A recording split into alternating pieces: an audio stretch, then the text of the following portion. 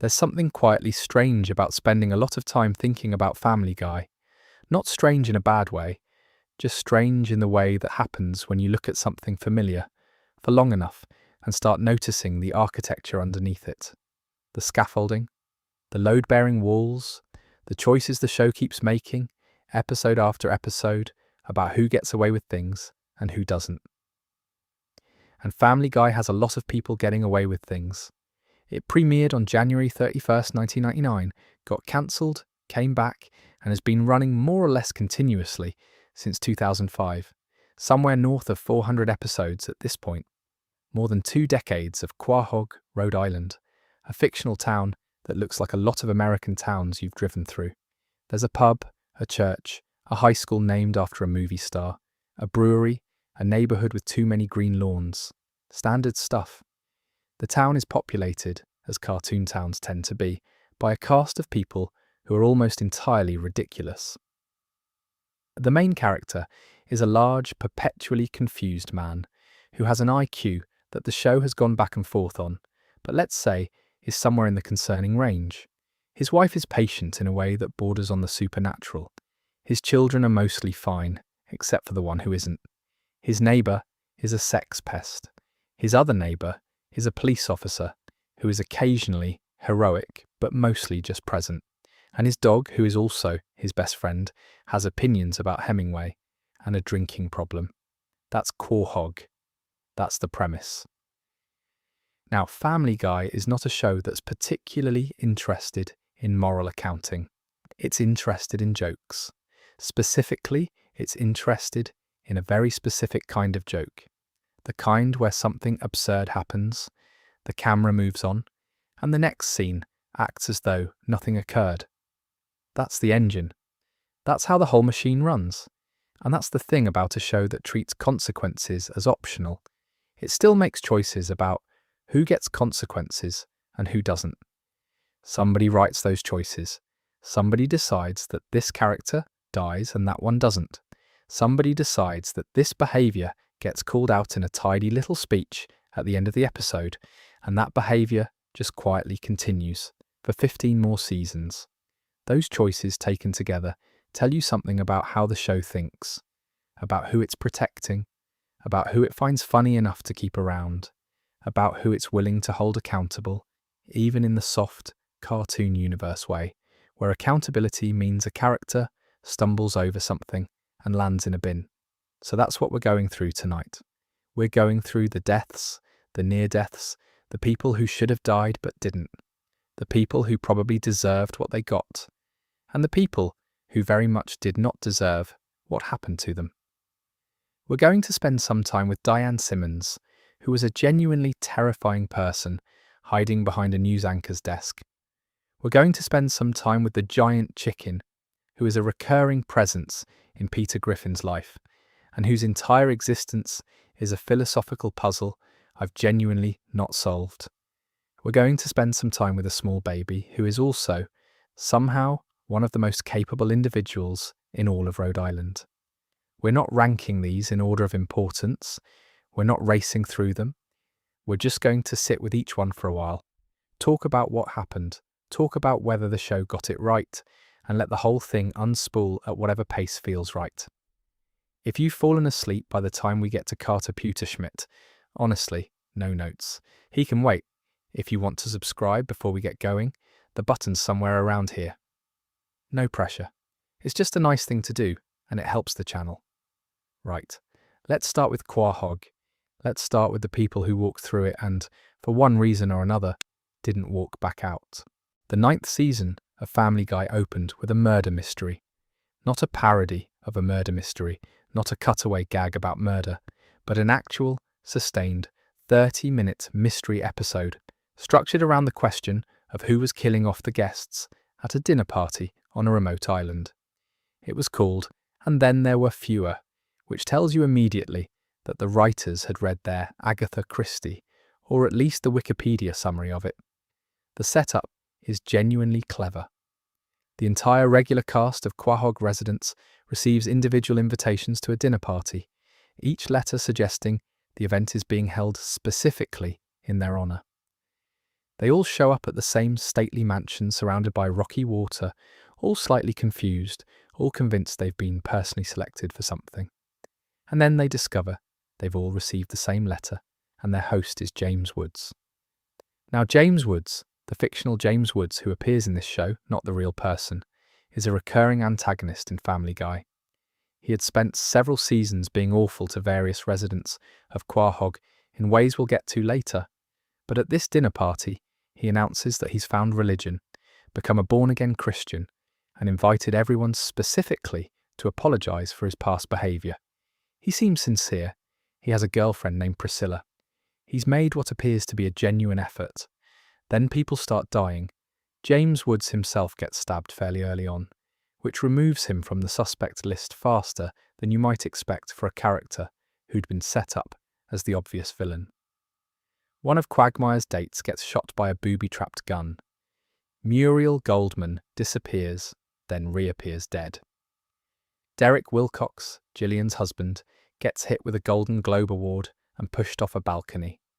By the end of the night, there are quite a few bodies and still no clear explanation. The investigation centres for most of the episode on Tom Tucker, Quahog's news anchor, because a Golden Globe is found underneath his bed, and he has an obvious motive. James Woods had detailed records of everyone's grudges in his diary, and Tucker's entry was substantial. Tucker panics and runs, which doesn't exactly help his case. He gets arrested, the episode seems to be wrapping up. And then Lois is getting ready to leave, and she has a conversation with Diane Simmons. Diane Simmons, long-serving co-anchor of Quahog's Channel 5 News. Professional, composed, always put together. The woman who sat next to Tom Tucker for years and delivered the news with complete reliability. Lois starts talking to her about the stress of the evening, and there's something in how Diane responds, something slightly off, slightly too calm. And Lois, who is occasionally more perceptive than anyone gives her credit for, realises Diane pulls a gun, and then she explains everything, which is one of my favourite things about mystery episodes when they're done well. The moment when the villain explains everything, because you get to see the entire architecture of what you've been watching rearranged in front of you. Here's what Diane had actually done. She had been in a relationship with James Woods that ended badly. When she turned 40, Tom Tucker replaced her as co-anchor with a younger woman, which ended her career. Her life, as she saw it, had been progressively dismantled by two men who used her and then moved on. So she constructed a plan. She paid Priscilla to convince James Woods to host a gathering where he'd apologise to everyone he'd wronged. The idea being that James would invite Tucker. Tucker would have the most obvious motive of anyone in the room, and Diane could kill James and frame Tucker for it. It was actually a fairly sophisticated plan. It fell apart because Stephanie, Quagmire's date, was accidentally killed by the booby-trapped gun Diane had set up, and Diane then had to kill several other people to prevent them from connecting her to the mess. Muriel Goldman happened to be in the wrong place. Derek Wilcox went off alone, looking for a phone signal. Priscilla, having served her purpose, became a loose end. There's something almost tragic about Diane's motive, and the episode gives it just enough weight that you feel the edges of it. Ageism in broadcasting is real. The specific experience of being a woman in a high-visibility media job and watching yourself get replaced by someone younger, while the male anchor beside you carries on without comment, is a real and documented thing. Diane's anger is not invented. Her grievances are not unreasonable. She then murdered 4 people, took Lois hostage, and walked her to the edge of a cliff, intending to shoot her over the rocks. So, there are limits. Stewie shoots her, which is the sentence I didn't think I'd be writing when the episode started, but here we are. Stewie is on an upper floor of the mansion with a sniper rifle. Because Stewie is always somewhere with a weapon, that's just the baseline reality of the Griffin household, and he shoots Diane from the window. She loses her balance on the cliff edge and falls. Stewie's stated reason for saving Lois is that if anyone is going to kill Lois, it's going to be him. This is both a joke and genuinely consistent with who Stewie is as a character, and the fact that it works as both simultaneously is one of the reasons this episode is so well constructed. Verdict on Diane Simmons. She deserved what she got. She made the choice to turn legitimate grievance into a murder spree. She dragged innocent people into her plan and killed them. She was effective and intelligent and composed right up until the moment Stewie pointed a rifle at her, which is a more dignified exit than most Family Guy antagonists manage. But she was a killer, and the show handled her correctly. The interesting thing looking back at it is that Diane is one of the very few Family Guy villains who felt like a complete person rather than a cartoon shape. She had a history, a motive, a coherent plan, and a genuine emotional wound underneath all of it. The show gave her that and then killed her off cleanly. It's one of the best executed things the series has done. Worth noting, James Woods survived this episode, which, given that he'd been stabbed, seems medically improbable, but improbable medical survival is something of a Quahog specialty. There is a character in Family Guy who has no name in the conventional sense. The show eventually reveals he's called Ernie, but nobody really calls him that, and whose entire existence is a recurring confrontation with Peter Griffin that has destroyed significant portions of Rhode Island infrastructure across multiple seasons. He's a giant chicken. The first fight happens in Season 4, which is worth thinking about. This is post-cancellation, post-revival Family Guy. The show hitting its stride and starting to lean into the things it does that nothing else does. Peter is walking down the street. A giant chicken hands him a coupon. Peter tries to use the coupon. It's expired. Peter refuses to accept this. The chicken refuses to accept that Peter refuses to accept this. And then they fight for about 6 minutes across a considerable portion of Quahog, through buildings and down streets, and eventually into a construction site and onto a biplane. By the end of the first fight, they've crashed a Ferris wheel into an apartment building. The scoring underneath all of this is orchestral and sincere. The show's composer, Walter Murphy, treats these sequences like genuine action cinema, which is why they work. Nobody is winking at the camera. Peter and this giant chicken are fighting with complete commitment.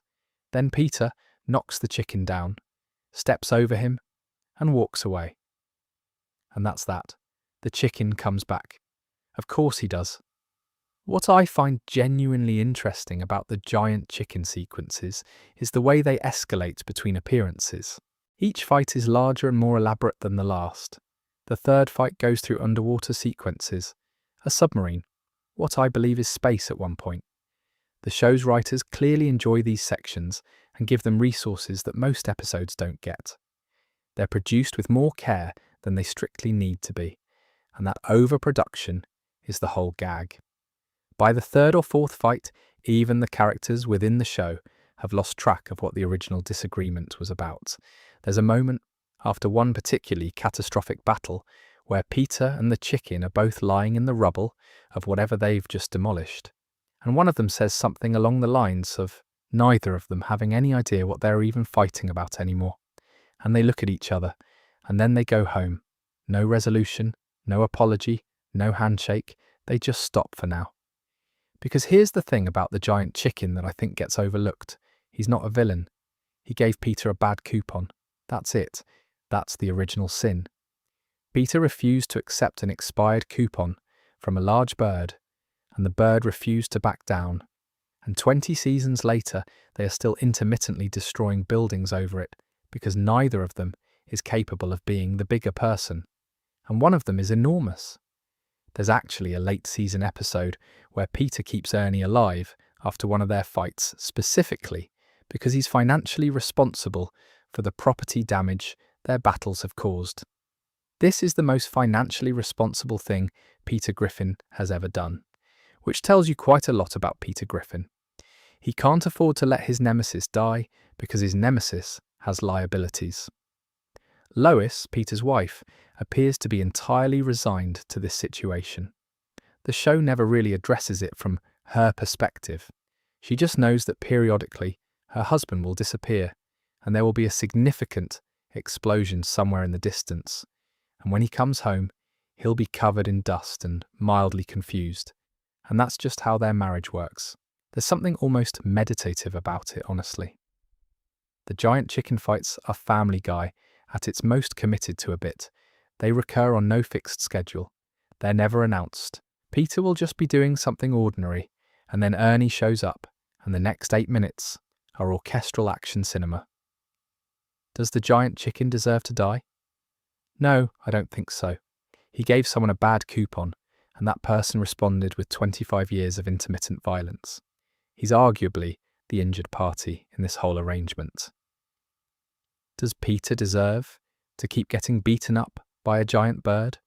Also probably not, but it keeps happening anyway, and the universe has decided this is just how things are going to be for both of them. I do want to know what Ernie does when he's not fighting Peter. He's just somewhere in Quahog, living his life, presumably handing out coupons, waiting for the next round. There's a whole show there, honestly, a quiet show.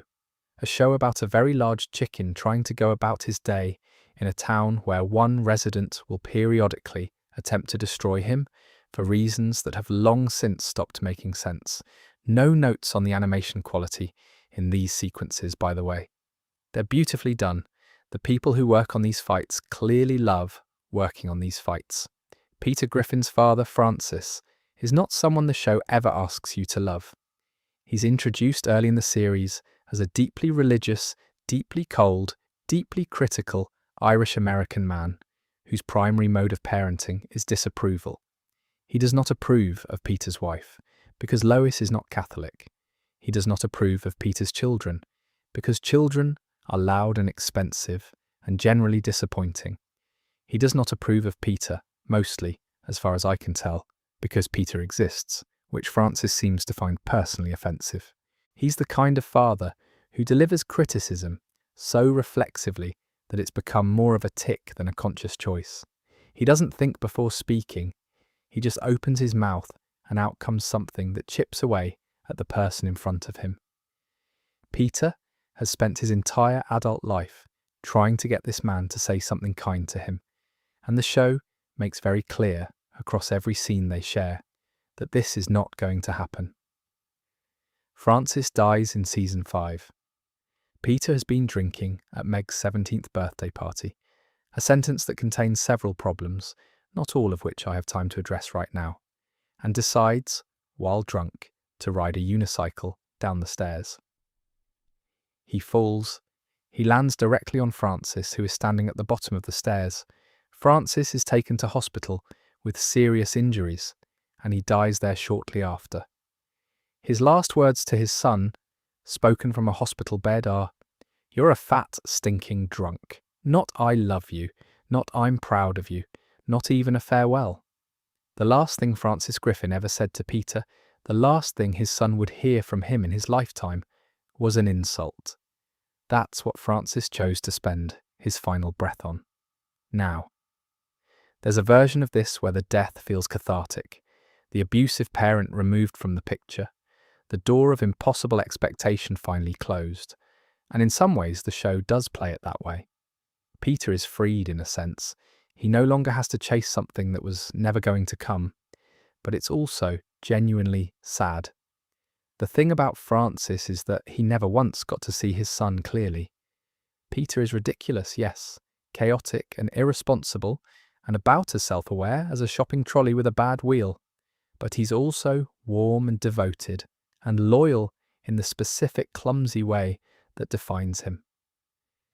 Francis never saw any of that. He looked at his son and saw failure, and then he died before anything could change. Peter's grief is handled with more emotional honesty than Family Guy usually attempts. He vows to stop drinking. He tries for a while.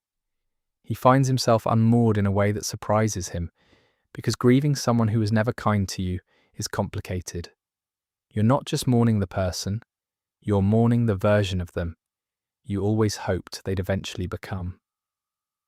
The story gets more complicated later, when the show reveals that Francis wasn't actually Peter's biological father.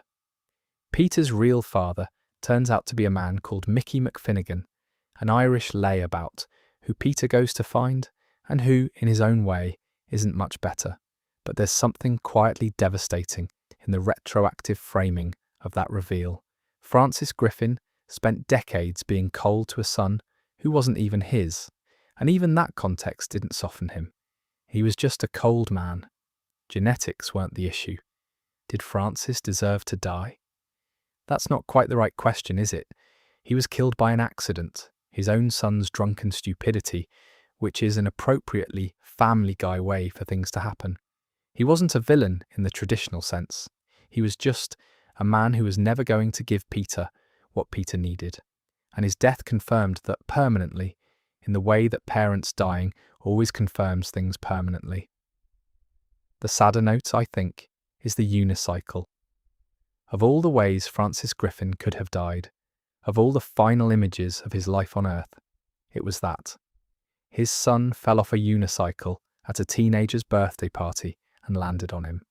There was no dignity in it, no meaning, just physics and bad timing and a very bad birthday. Carter Pewterschmidt is, by any reasonable measure, one of the worst people in Quahog. He is also one of the most protected. He's Lois's father, enormously wealthy.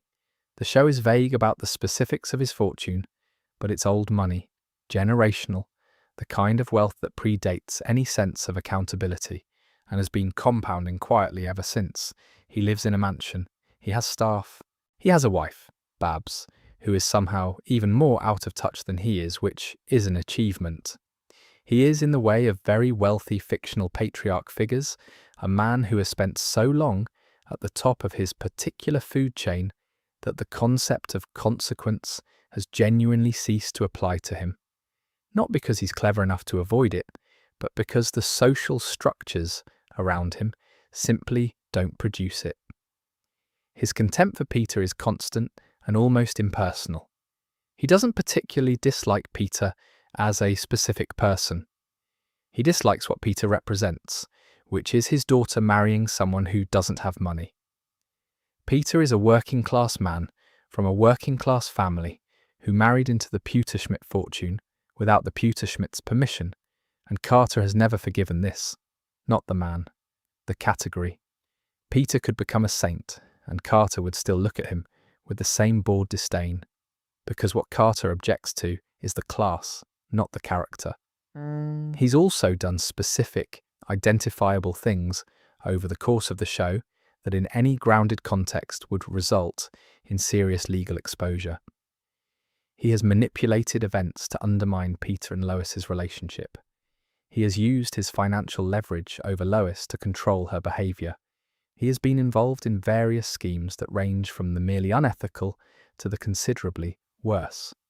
The show treats most of this as background comedy, Carter being Carter, doing rich person villainy, the kind of thing that gets a laugh and then moves on. What strikes me, spending time with the accumulated Carter episodes, is how consistently the show chooses not to commit to him as a villain. He's not quite bad enough to be dispatched like Diane Simmons. He's not cartoonishly evil in a way that demands resolution.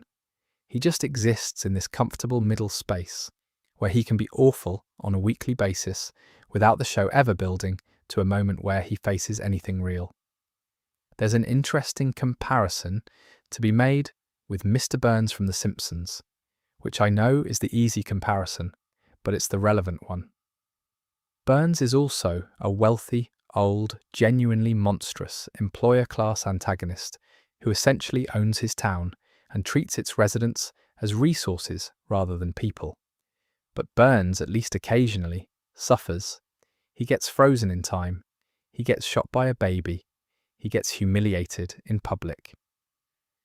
The show applies consequence to Burns periodically as a kind of release valve. Carter just keeps going. He has the occasional episode where his wealth disappears and he has to experience normal life for 22 minutes, which is played for comedy, and then everything resets. He treats Peter badly in the next episode. He manipulates Lois in the episode after that. The wheel turns and Carter stays on top of it. I don't think this is accidental. Carter is useful to the show as a recurring obstacle, an authority figure who can generate conflict without being complex enough to resolve. If Carter genuinely changed, if he came to respect Peter or treat Lois as an equal rather than a possession, the show would lose a resource it uses constantly. So he doesn't change. The show keeps him exactly where he is, which means the accounting never gets done. Babs, his wife, is a slightly softer version of the same archetype, out of touch, casually cruel, in the way of people who genuinely haven't noticed that other people have feelings, but with occasional moments of warmth that Carter almost never has. She's better than he is, which is a low bar. The show treats her slightly more sympathetically. Verdict: Carter Pewterschmidt hasn't died, hasn't suffered, hasn't been held accountable in any sustained way, and the show has decided this is fine. It might even be the show's most honest commentary on wealth. The observation that people like Carter don't face consequences, not because the narrative protects them, but because that's just how the world works, which makes it less comedy and more documentary, depending on your mood. Muriel Goldman is the kind of character who exists in the background of a long-running show so consistently that she becomes part of the wallpaper. She's Mort Goldman's wife. She's at the events and the gatherings. She says things occasionally. She's fine. She's a perfectly pleasant recurring presence in a town full of people who are not always perfectly pleasant. She's murdered at a dinner party because she happened to be in a corridor when Diane Simmons needed to clean up loose ends. That's it. That's the whole thing. Muriel Goldman didn't cross anyone. She didn't have enemies. She wasn't involved in whatever tangled web of resentment and professional jealousy had brought everyone to that mansion. She was there because her husband Mort was there, and Mort was there because James Woods had wronged him in some capacity that James's diary helpfully catalogued. Muriel was collateral. Diane kills her because Muriel might have seen something she wasn't supposed to see, or might have become aware of something at the wrong moment, or was simply close enough to the situation that leaving her alive was a risk Diane wasn't willing to take. It's cold, clean reasoning from the perspective of someone who has decided that the only thing that matters is not getting caught. And it works. For most of the episode, Muriel's disappearance is treated as suspicious.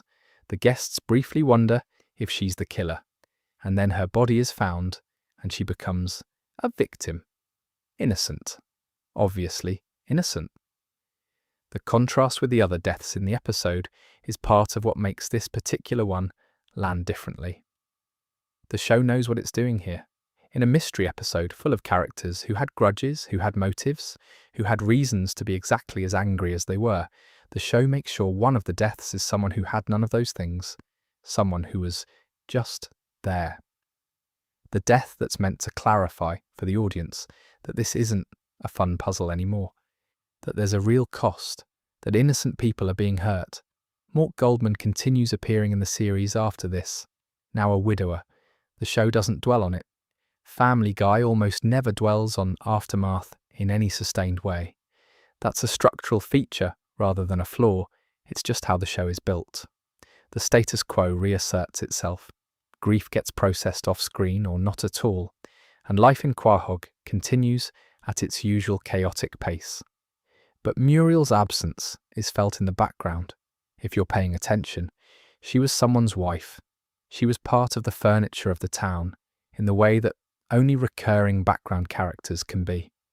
And then she wasn't, because a woman with a grudge decided her life was a problem to be solved. Well, verdict: Muriel Goldman obviously didn't deserve what happened to her. That's the point. The show puts her in that episode specifically so you'd have someone to feel unambiguously bad about.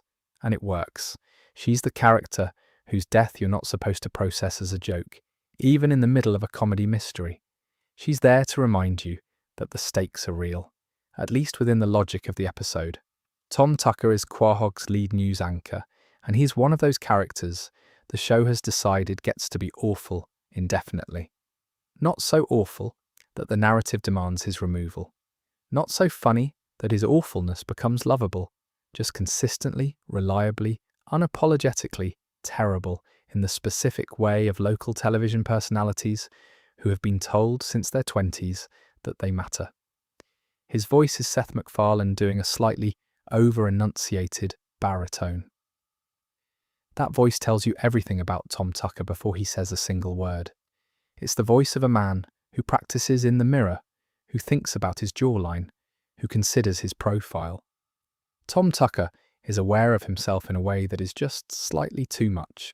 The thing he did that most directly contributed to the murder spree in And Then There Were Fewer is replacing Diane Simmons with a younger female co-anchor when Diane turned 40. Now the show presents this as Diane's stated grievance, and Tom doesn't explicitly appear in any scene where he's making this decision. It's Diane's account of events. But Tom's overall pattern of behaviour across the show's run makes it entirely credible that he did exactly this and thought nothing of it. He's also, across the series, just consistently dismissive of his co-workers, his colleagues, his son, and the basic social contract that most people operate under. There's a recurring bit where his son, Jake Tucker, has an upside-down face. It's a visual gag. The eyes are at the bottom and the mouth is at the top. And Tom is, inexplicably and consistently, ashamed of this. Not worried about it, not curious about it, not managing it with any particular grace. Just embarrassed. He treats his own child's unusual appearance as a personal inconvenience. That's a choice the writers made, and keep making. The upside-down face bit started as a background joke, and then the show developed the father-son dynamic around it, and the dynamic they developed is Tom Tucker is ashamed of his own kid, and his kid knows it, which is dark in a way the show mostly plays for quick laughs, but that has real emotional weight if you let yourself sit with it. In And Then There Were Fewer, Tucker spends most of the episode as the obvious suspect, the golden globe under his bed, the clear motive, the panicked running. He gets arrested.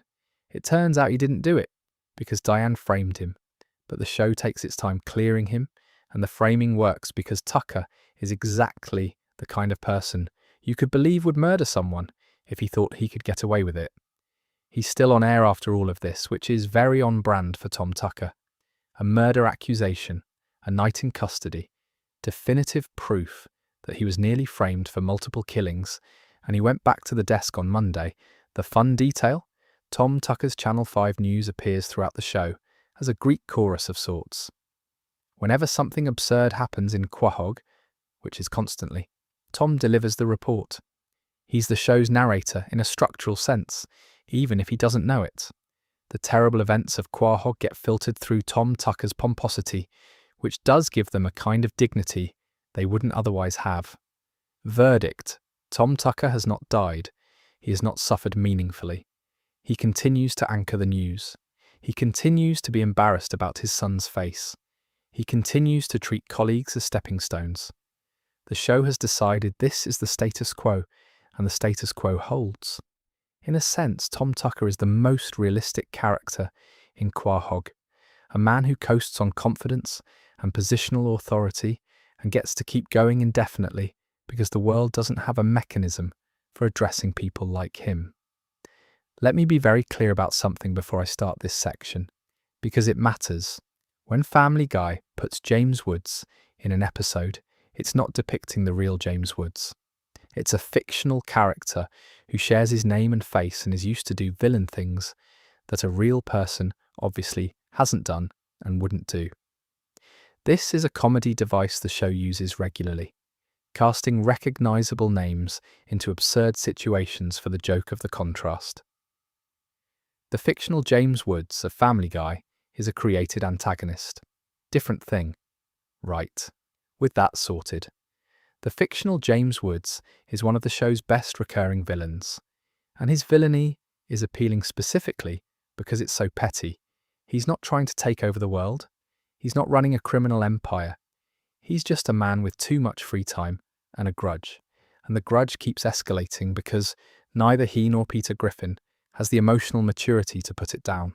His first major appearance involves a trail of Reese's Pieces. Peter, having become friends with the fictional James Woods in an earlier episode, eventually decides he needs rid of him and, along with Brian, discovers that the fictional James Woods can be lured into a wooden crate with a trail of candy, specifically Reese's Pieces. This isn't a metaphor. They physically lay a trail of Reese's Pieces on the ground. James follows the trail into a crate. They nail the crate shut, and the crate gets sent to a government warehouse to be studied by, quote, top men.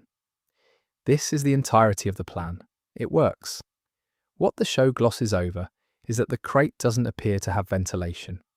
James Woods was apparently in this crate for a considerable period of time before escaping. The show doesn't address how he survived this.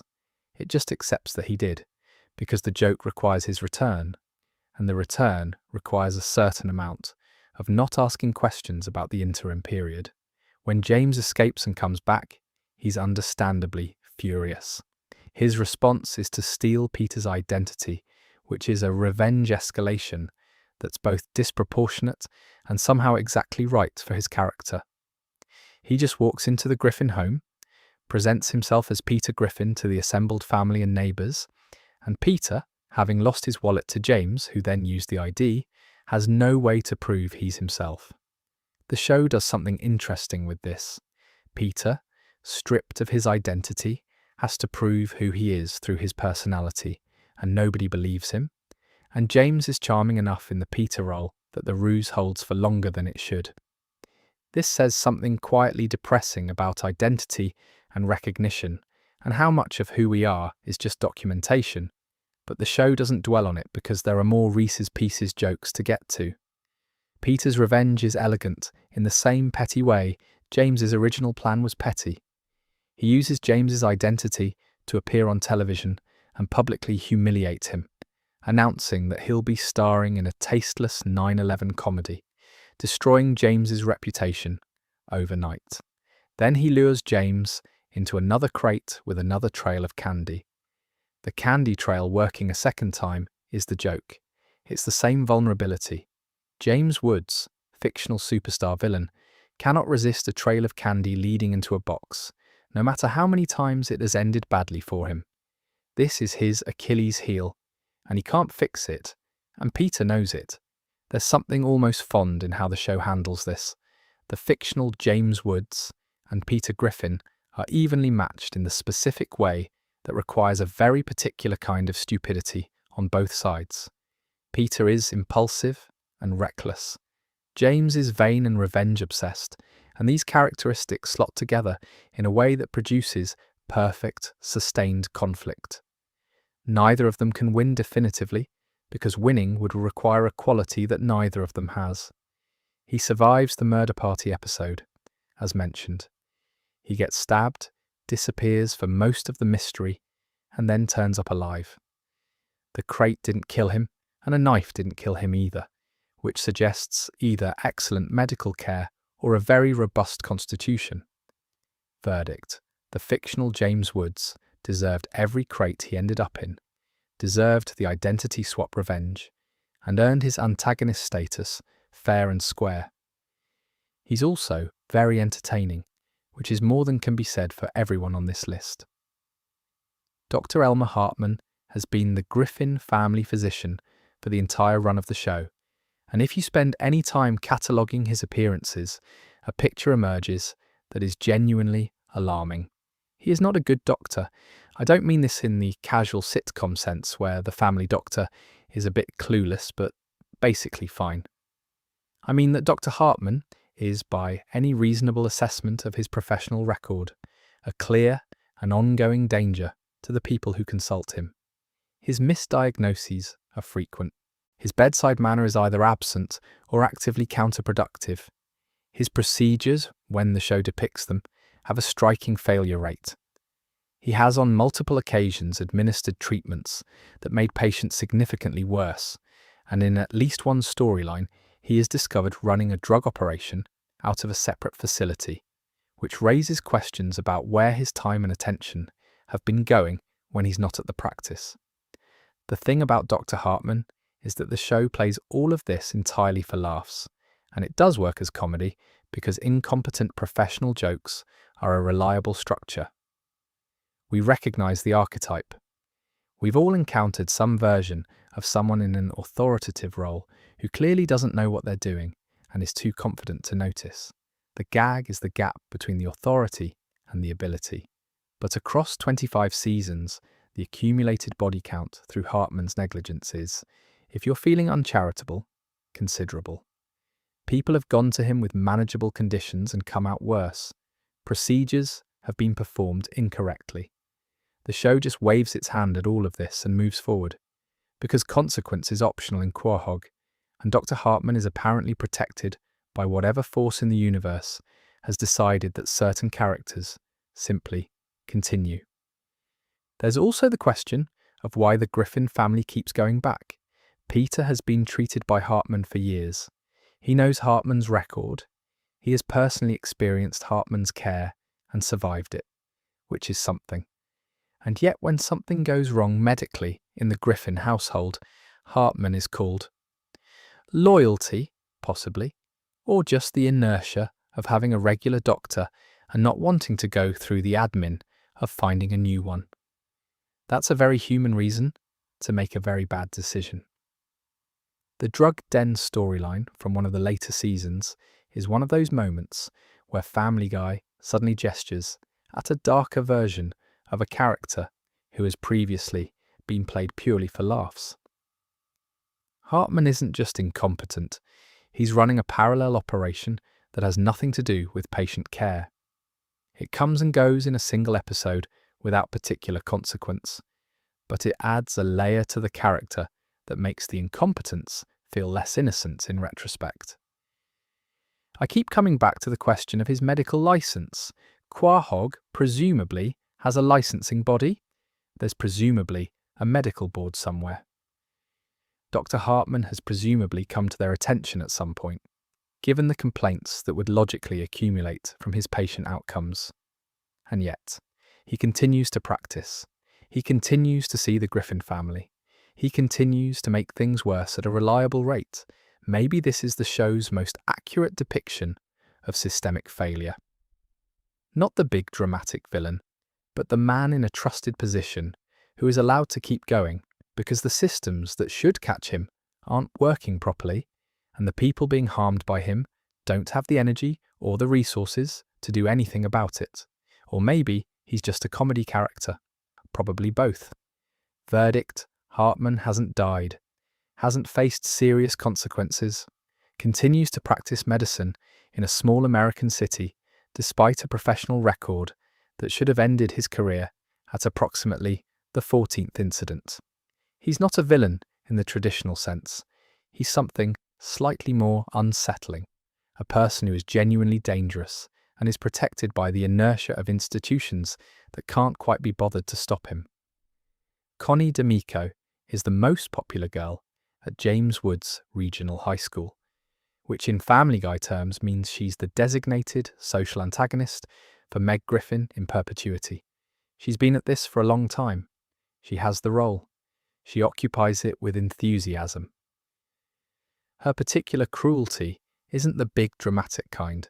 It's not cartoonish bullying, not obvious enough to be reported and addressed. It's the everyday social kind, the kind that operates through exclusion and mockery and the careful management of who gets to belong and who doesn't. She doesn't push Meg into lockers. She just makes sure Meg never forgets where she stands.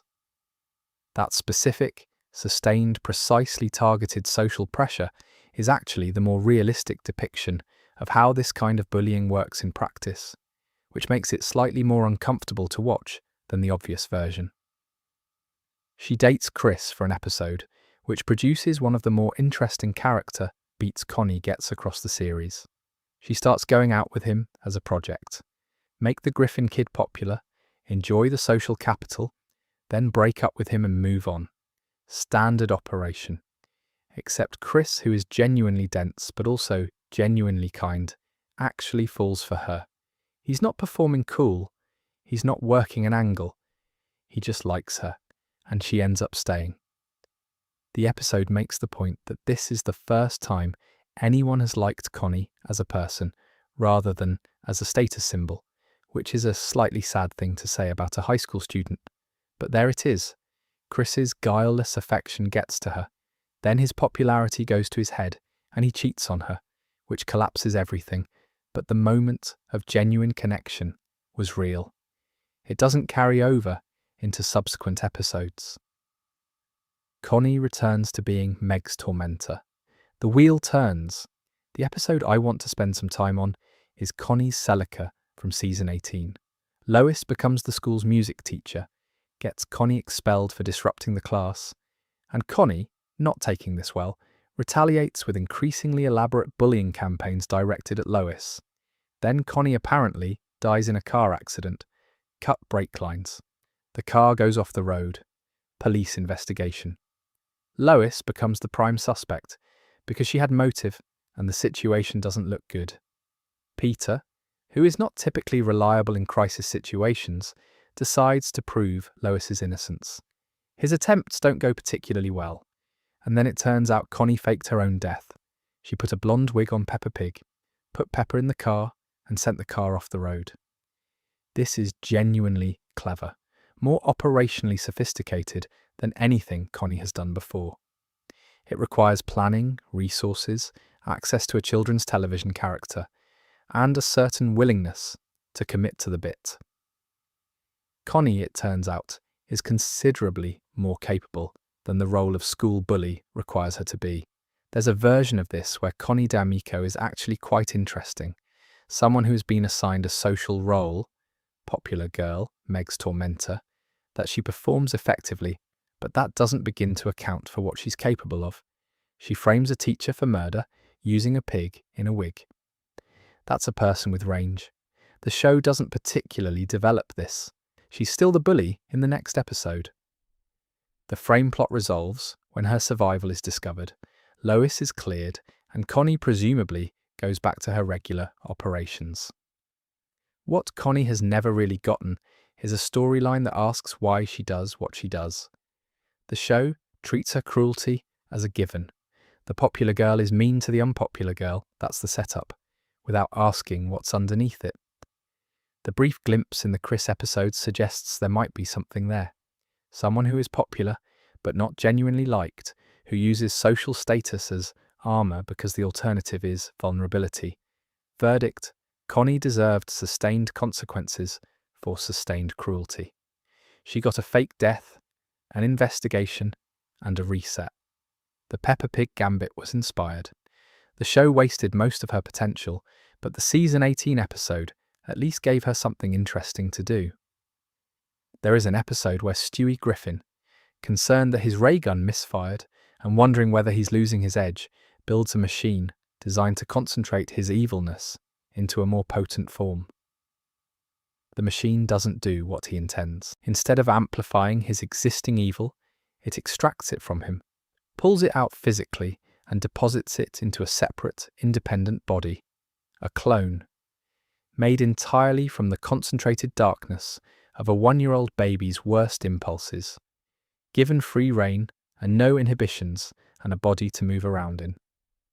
The clone promptly attacks Brian, cuts off part of his tail, escapes the house, and goes on a rampage around Quahog.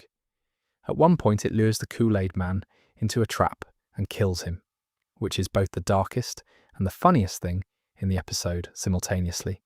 And the show plays both of those things at once, without breaking its stride.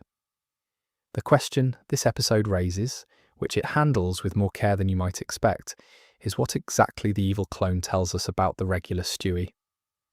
If the clone is the concentrated extract of Stewie's worst qualities, what does that mean about the qualities that remain? Is the regular Stewie, post-extraction, more capable of genuine connection, more vulnerable? And if the evil that the clone embodies is real, drawn from a real source, what does the existence of that source say about who Stewie actually is underneath all the performance? Stewie and Brian eventually corner the clone by exploiting a specific character detail. The real Stewie, when asked to look at his feet, cannot help giggling. He finds his own feet funny.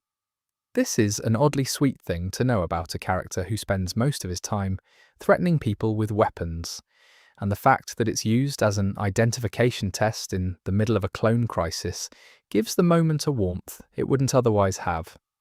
Brian shoots the clone. Or the non-giggling Stewie. The camera pulls back before you can be entirely certain which one he shoots. The remaining Stewie walks away from the scene, and then, just before the shot ends, turns back to look at the camera with yellow monster eyes, maniacal laughter. The show leaves it open. Did Brian shoot the wrong one? Is the Stewie we've been watching since this episode the evil clone walking around with the good Stewie's face and the wrong person's soul? Or is it a red herring, a final gag, the show winking at you? I think it might be genuinely unresolved, which is unusual for Family Guy, a show that typically resolves things completely within the episode runtime and moves on. This one just hangs there, slightly uncomfortable, the last image stuck in your head longer than it should be. The evil clone deserved what it got. It was the distillation of impulse without conscience, action without consideration, which is what Stewie looks like when you remove everything that his relationships with Brian and his family have built in him. That's the interesting version of this episode, not the action comedy about a rampaging baby, but the quieter suggestion that what keeps Stewie from being genuinely monstrous is the connections he has. Take those away, and you get something that kills the Kool-Aid Man. Worth pausing on, the Kool-Aid Man. The evil clone kills the Kool-Aid Man. Not as a consequence of something, not as a plot point that matters later, just as a thing that happens, treated with complete narrative nonchalance. This is Family Guy, fully committed to the bit.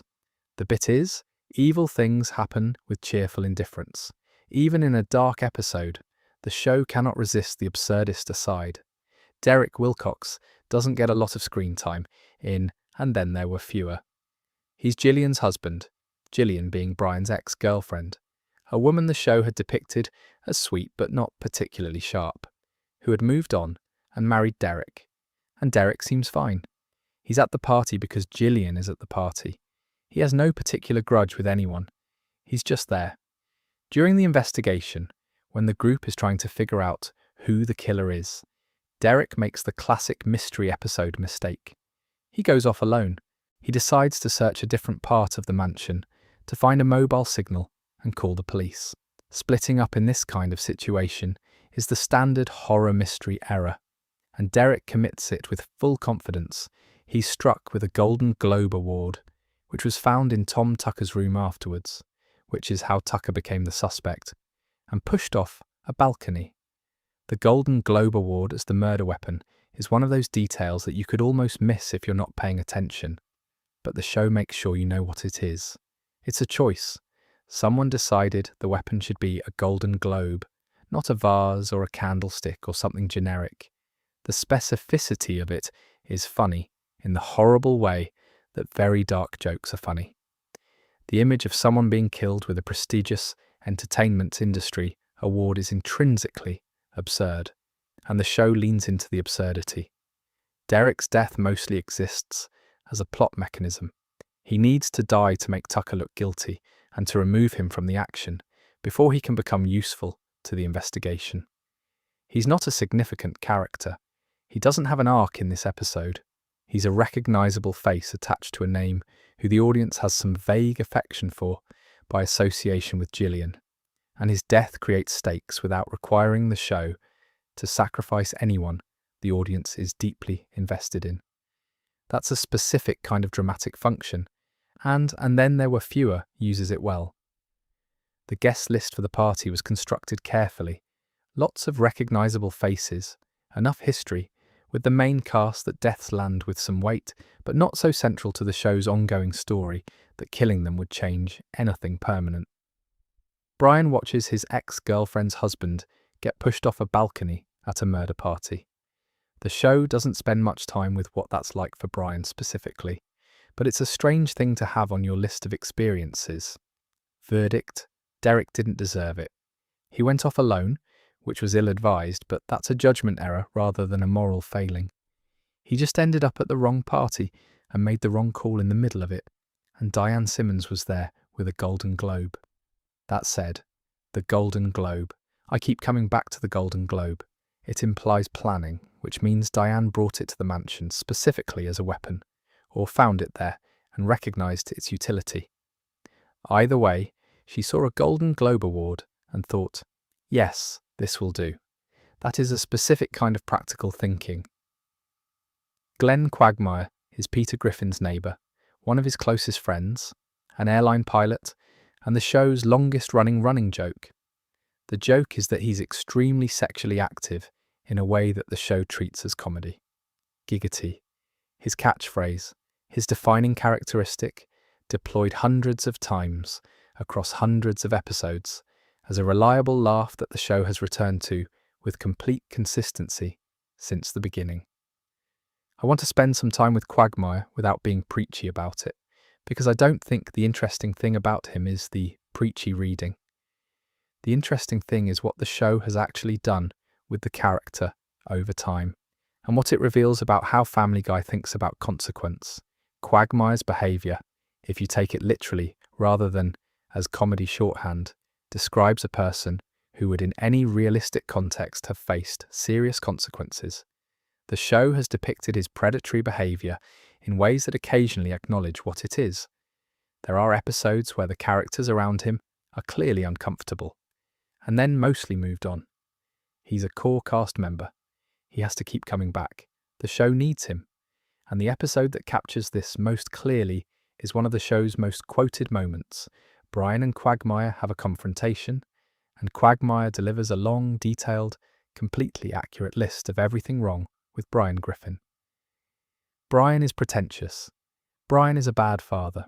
Brian uses his dog status as an excuse to avoid adult responsibility while demanding adult recognition. Brian performs intellectualism without the discipline that should accompany it. Brian is a better character in theory than in practice. Every point Quagmire makes is correct. It's one of the sharpest pieces of character writing the show has produced, and it comes from the mouth of the character who, by the show's own logic, has the most compromised moral standing in Quahog. The show did this deliberately. It gave the most accurate critique of Brian's character to the character least positioned to make it. And it works. We believe Quagmire's assessment because the points are good, but we're also aware that Quagmire delivering them is somewhat absurd given his own record. The speech gets to be both completely valid and laced with irony at the same time. What the show does with Quagmire's daughter is another moment worth examining. He discovers he has a daughter from a previous relationship, a child he wasn't involved in raising who arrives in his life and asks for his attention. Quagmire has to confront what his lifestyle has produced, not in terms of his own experience, but in terms of another person who exists in the world as a result of it. The episode handles this with some genuine emotional weight. Quagmire tries. He's uncomfortable and unprepared, but he tries. And then the show doesn't follow through on it in any sustained way, because following through would change Quagmire, and Quagmire changing would mean the recurring joke needs to evolve. And the recurring joke has been running for 25 years, and the show isn't ready to retire it. There's a genuine question the show keeps circling without landing on. What would it mean to take Quagmire seriously? Not as a character who occasionally has emotional moments, but as a person whose actual behaviour has actual effects on actual people. The show has the tools for this conversation. It's used them in individual episodes, but it always retreats. This isn't a verdict about whether Quagmire deserves to die. That's too dramatic and too simple. It's more of an observation about the shape of his immunity. He's protected not by being good, not by being powerful, but by being funny and beloved and useful to the ensemble. The show finds him too entertaining to let go, and that finding is the protection. That's interesting. Not comfortable, but interesting. Mr. Weed is Peter Griffin's boss at the happy-go-lucky toy factory, and he appears in the show from season 1 until the moment he doesn't. He's not a remarkable character. He's the standard sitcom employer, the authority figure who exists to give Peter a job and a professional context, which Peter then disrupts repeatedly. He fires Peter occasionally. Peter keeps his job anyway, because that's how the dynamic works.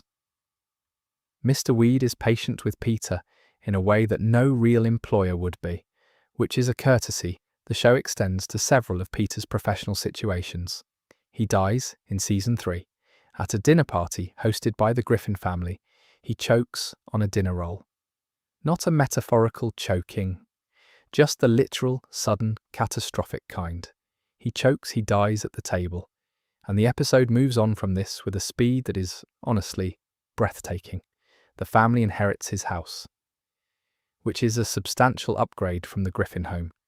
They move in briefly, begin to adapt to wealth, and the episode becomes about that rather than about the fact that a man just died at their dinner table. Mr. Weed becomes a narrative device, a door that needed opening, and the show uses him efficiently for that purpose and then closes the book on him. There's something almost admirable about how unsentimentally the show handles this. Mr. Weed gets no farewell, no tribute, no, and he was a good man, Peter. He chokes, he's gone, life continues. This is one of the earlier examples of Family Guy using death as a plot mechanism with complete tonal neutrality. The death isn't played for comedy exactly, and it isn't played for drama exactly. It's just played as a thing that happened that has consequences the show is interested in exploring. The death is functional. Mr. Weed was functional. The show thanks him for his service and moves on. He's not mentioned much after this. Peter ends up at the Pawtucket Patriot Brewery, which becomes his much more consistent workplace for the rest of the series. Mr. Weed and the happy-go-lucky toy factory become the prehistory of Peter's employment story. The before times. Did Mr. Weed deserve to choke on a dinner roll at Peter Griffin's house? He did not.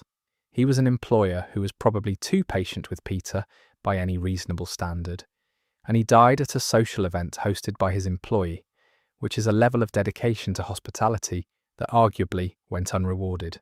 The dinner roll is an undignified way to die, not dramatic, not meaningful, just a piece of bread that went wrong at the wrong moment in the wrong company. Mr. Weed deserved better than to be plot furniture, but that's what the show needed him to be. I've been building to this one. Peter Griffin is the main character of Family Guy. He's been the main character for more than 2 decades. He's a large, cheerful, largely irresponsible man who works at a brewery in Quahog, Rhode Island, loves his family in the clumsy, specific way that is his defining emotional mode, and manages to cause significant collateral damage to almost everyone around him while remaining fundamentally protected from the consequences of that damage. He's not a villain. That's the important baseline. Peter Griffin is not a bad man in the sense that Diane Simmons was a bad person, or that Carter Pewterschmidt is a bad person. He doesn't have malice. He has impulsivity and poor judgment and a genuinely very low ceiling on his self-awareness. His failures are almost always failures of attention rather than failures of intent. He hurts people because he doesn't think, not because he thinks and chooses to hurt. That distinction matters, but it doesn't make the list of things he's done any shorter. Let's go through some of it. He has injured his friends repeatedly. He shot Quagmire in a hunting episode. He has caused multiple car accidents involving people he knows. He killed Evelyn, Thelma Griffin's friend, an elderly woman who had done nothing to anyone, by snapping her back while they were hugging, which is such a specifically absurd death that it almost eclipses the fact that it's Peter accidentally killing someone. He accidentally killed his own father by falling off a unicycle while drunk.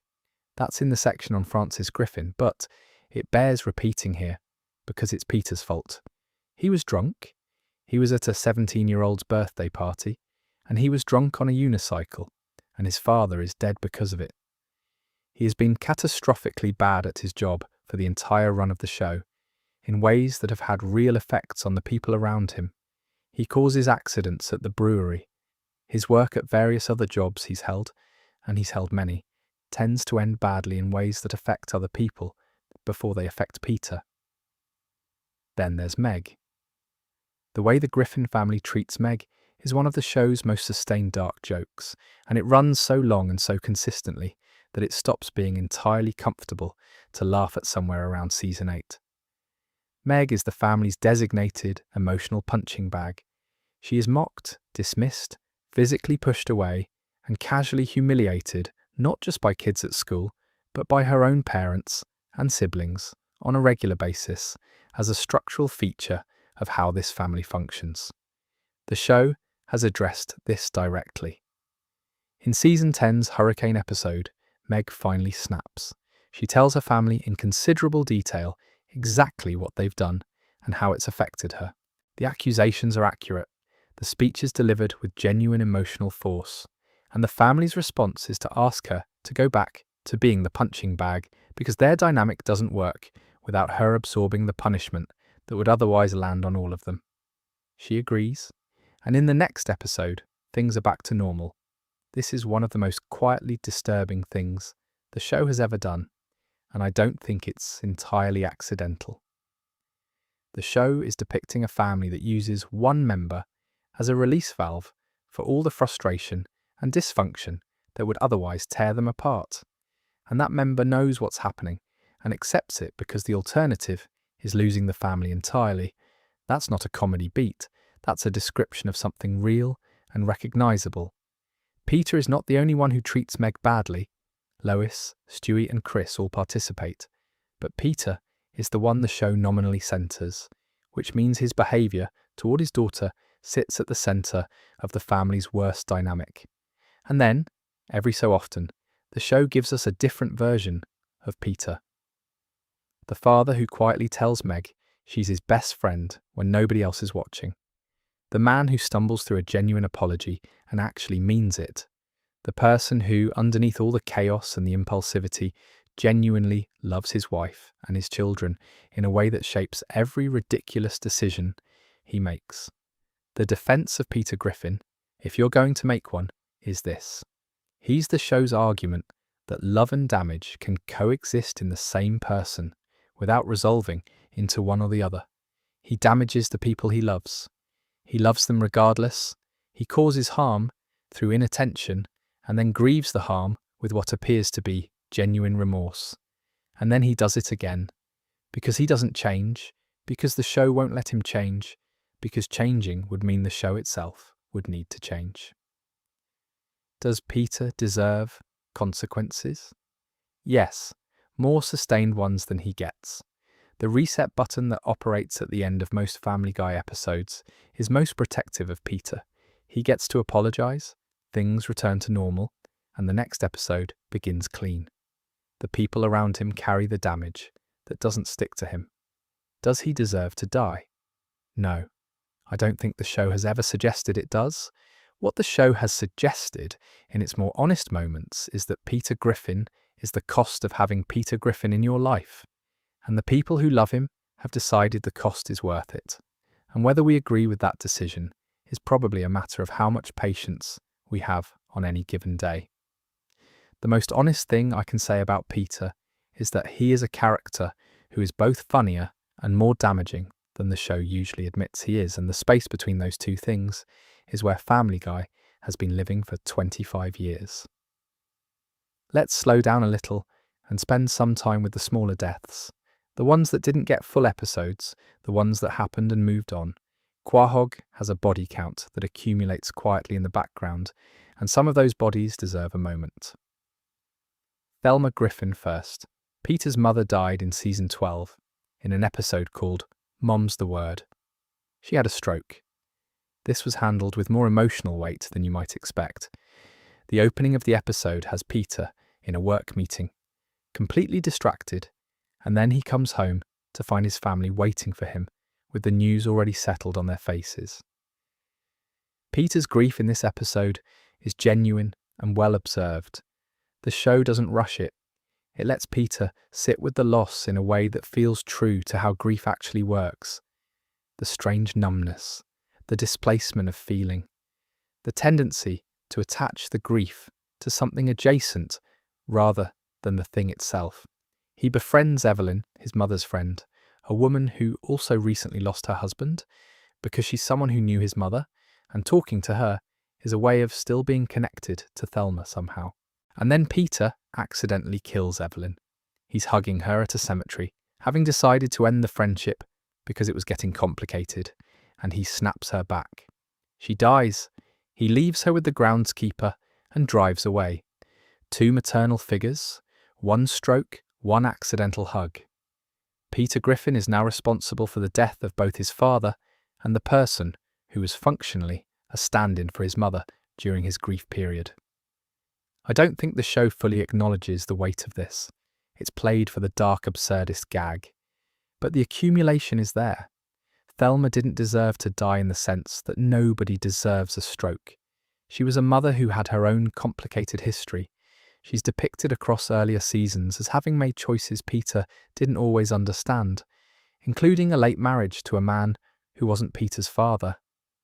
But she was fundamentally a parent who showed up, and her death is one of the show's more grounded losses. Horace was the bartender at the Drunken Clam for the first 11 seasons of the show. He was there when Peter and the guys came in. He served drinks. He was the fixed point of that social space. The person who was always there, who knew everyone's order, who was the furniture of a room that the main characters needed to exist. He died in season 11. Peter hit him with a baseball. It's played as a sudden, shocking cutaway, the kind of death the show uses to signal that something permanent has happened. And then the clam gets new management and the show keeps going. The thing about Horace is the thing about any long-running background character. His presence was felt more in his absence than it had been in his presence. The clam without Horace is slightly wrong in a way that the show acknowledges and then moves around. He was replaced, and the replacement wasn't quite the same. And that slight wrongness is the show's acknowledgement that some things don't have substitutes. Mayor Adam West. Adam West played the mayor of Quahog, a fictional version of himself, given an elected office and a personality that was almost entirely disconnected from reality. From season 2 through season 17. The character was written out in Adam West High following the real Adam West's death in June 2017. The mayor was one of the show's most reliably absurdist presences. His storylines were surreal in a specific register that nothing else on the show quite matched. He wasn't incompetent exactly. He was just operating on a different frequency than everyone around him, pursuing agendas that made internal sense to him and complete nonsense to everyone else. His conviction was the joke. He believed in himself absolutely, regardless of what he was doing. His departure was handled with more affection than most. The episode acknowledges both the character and the person behind him. There's a warmth to it. The show understood what it was losing. Angela, played by Carrie Fisher, who played Peter's boss at the brewery for several seasons and was written out following Fisher's death in December 2016. The character was given a quiet exit in season 17. Fisher brought a very specific energy to Angela, dry, exhausted, capable of moments of unexpected warmth, and the character's departure left a gap in the workplace dynamics that the show never quite filled in the same way. These 3 departures, Thelma, the mayor, Angela, are interesting to look at alongside each other because they all involve the show handling real-world loss with some care. The invented deaths are faster and less ceremonious. A man chokes on a dinner roll and the scene moves on. But when the show loses something real, a cast member, a presence that was connected to an actual person, it takes a moment. It puts a marker down. It says, this person was here, and now they're not. And that means something. There's something right about that. In November 2013, Family Guy killed Brian Griffin. Not in a dream sequence, not in a cutaway, not in a Treehouse of Horror special. In a regular episode, Season 12, Episode 6, Life of Brian, the Griffin family dog was hit by a car on an ordinary street, and he died from his injuries at the veterinary hospital with his family around him. Stewie couldn't save him. There was no device available. Brian Griffin was just gone. The internet responded with a level of grief that, depending on your perspective, was either a testament to how much people loved the character or a startling indicator of how attached we become to fictional animals. There were petitions demanding Brian's return. There were news articles about the show killing its most beloved character.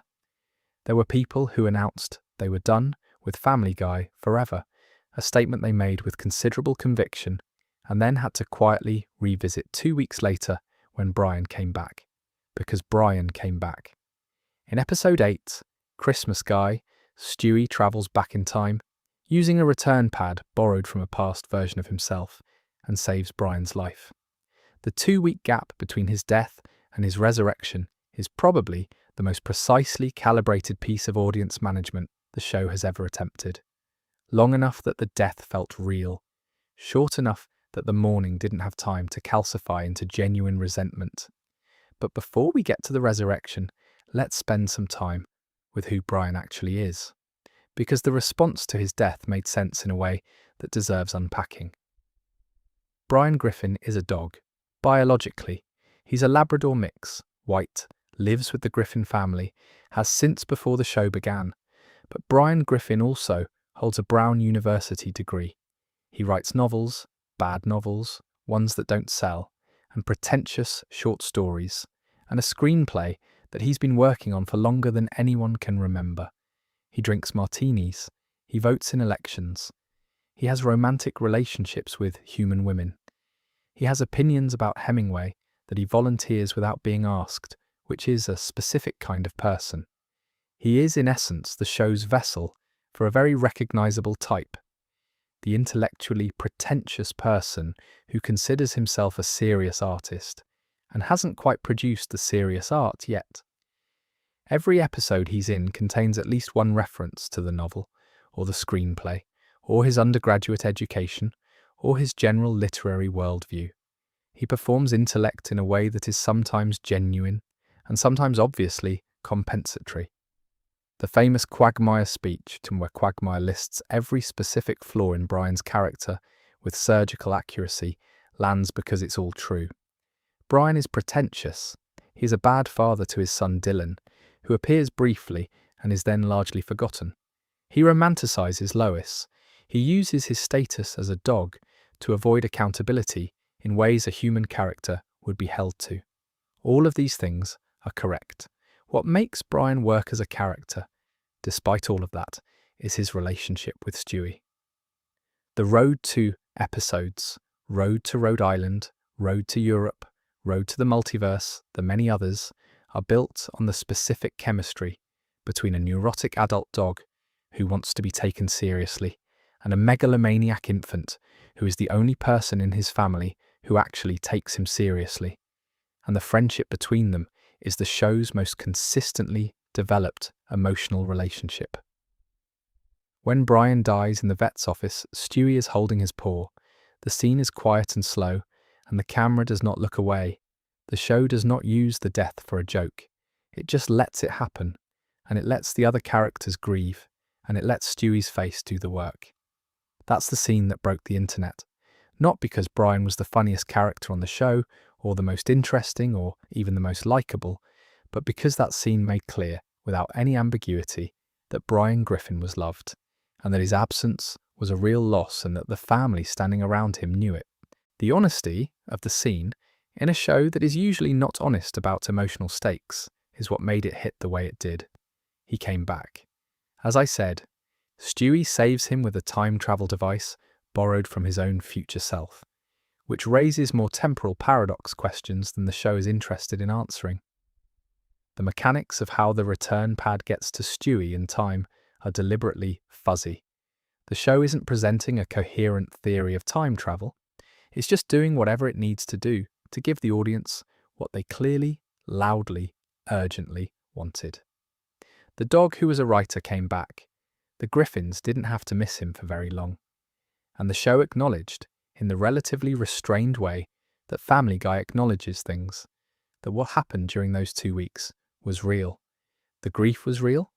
The loss was real. The return was relief. Brian Griffin deserved to come back. That's the verdict. Not because he's perfect. He's not. And the show knows he's not. And it has fun with that knowledge regularly.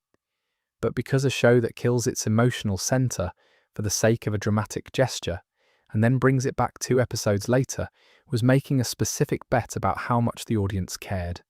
And the audience cared enormously. And the show was right to honour that.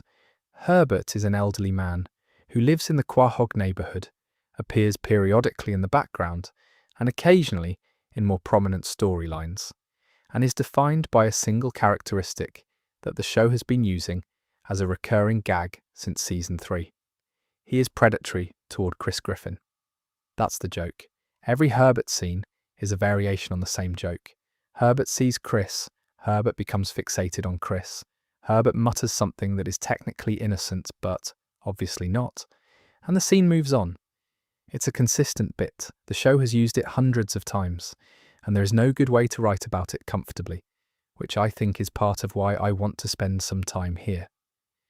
The show frames Herbert as comedy. His voice, a slow, trembling, breathy baritone, the voice of extreme old age, is intrinsically funny in the way that very specific vocal performances can be funny, and the joke is structured so that Herbert's intentions are always clear to the audience, while the characters around him don't react. Peter doesn't notice, Lois doesn't notice, Chris himself seems largely unaware. Herbert just persists in the background, expressing fixation on a teenage boy, and the show cuts away. What's interesting, in the uncomfortable sense of interesting, is what happens when the show occasionally develops Herbert beyond the single note. There are episodes where Herbert is given something resembling a backstory or a moment of actual characterization, and in those moments he becomes something more complex and more uncomfortable than the single-note gag version. There's an episode involving his time in the military. There's a storyline where he interacts with characters in ways that aren't purely the established bit. And those episodes are harder to watch than the background gag version, because the background gag operates by keeping Herbert at a distance. He's wallpaper, he's shorthand, the joke signals itself and moves on.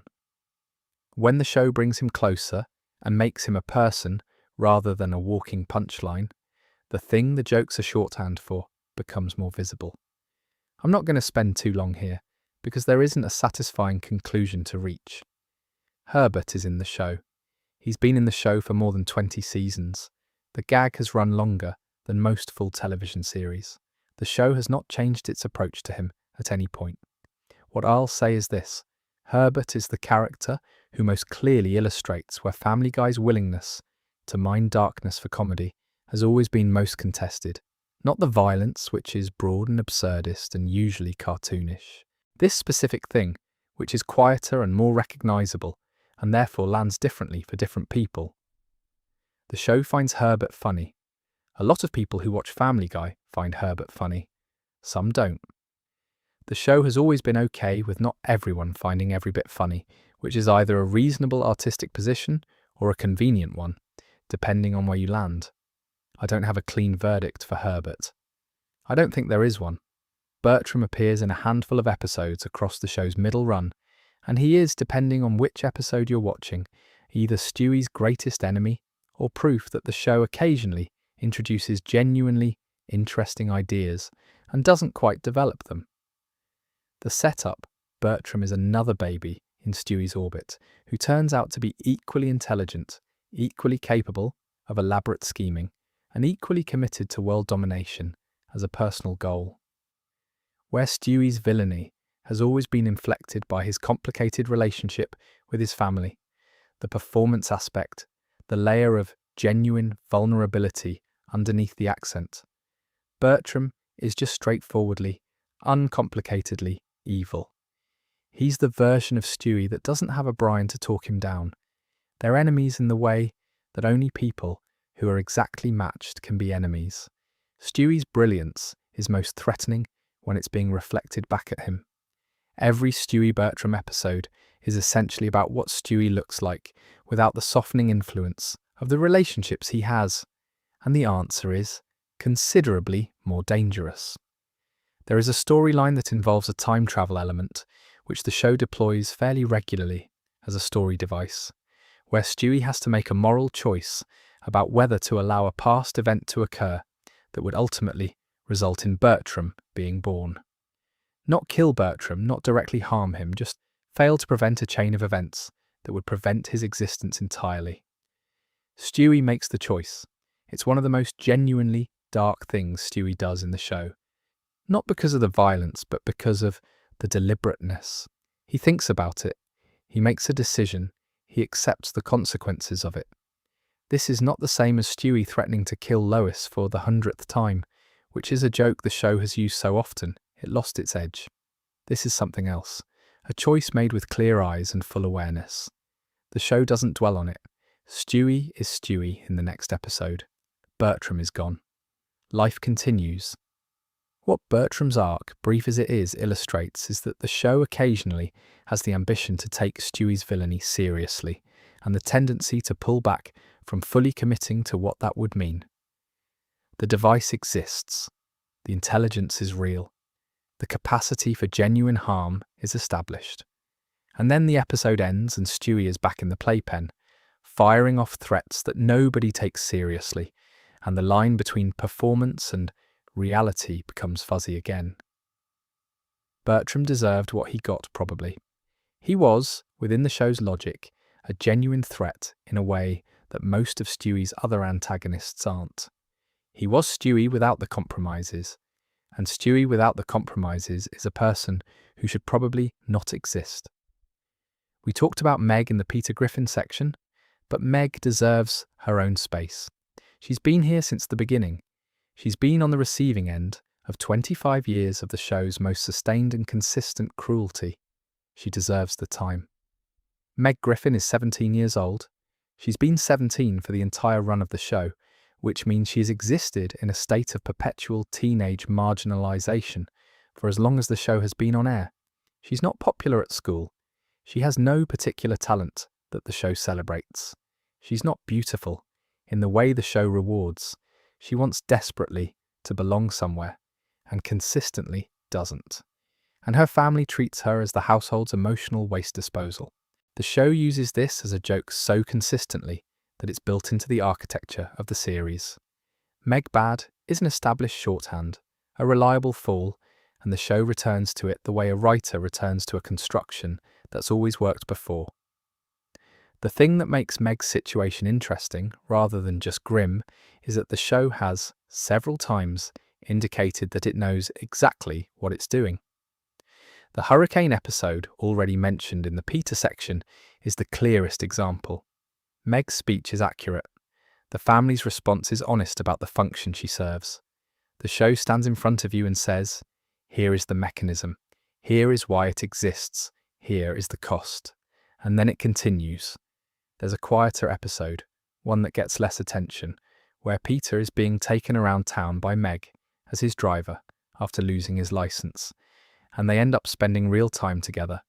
And Peter says to Meg, privately, when nobody else is listening, that he secretly considers her his best friend. He asks her to keep it between them. He'll continue being awful to her in public because the dynamic requires it, but privately he sees her.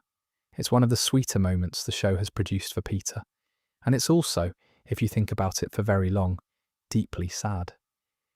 Peter's genuine affection for his daughter exists as a secret because his public behaviour is so entrenched that acknowledging it would require changing, and Peter doesn't change. The kindness has to hide. Meg has had episodes across the series where she's given agency. The Olympic athlete episode, where she's genuinely skilled at biathlon. The episodes where she briefly achieves something real before the reset removes it.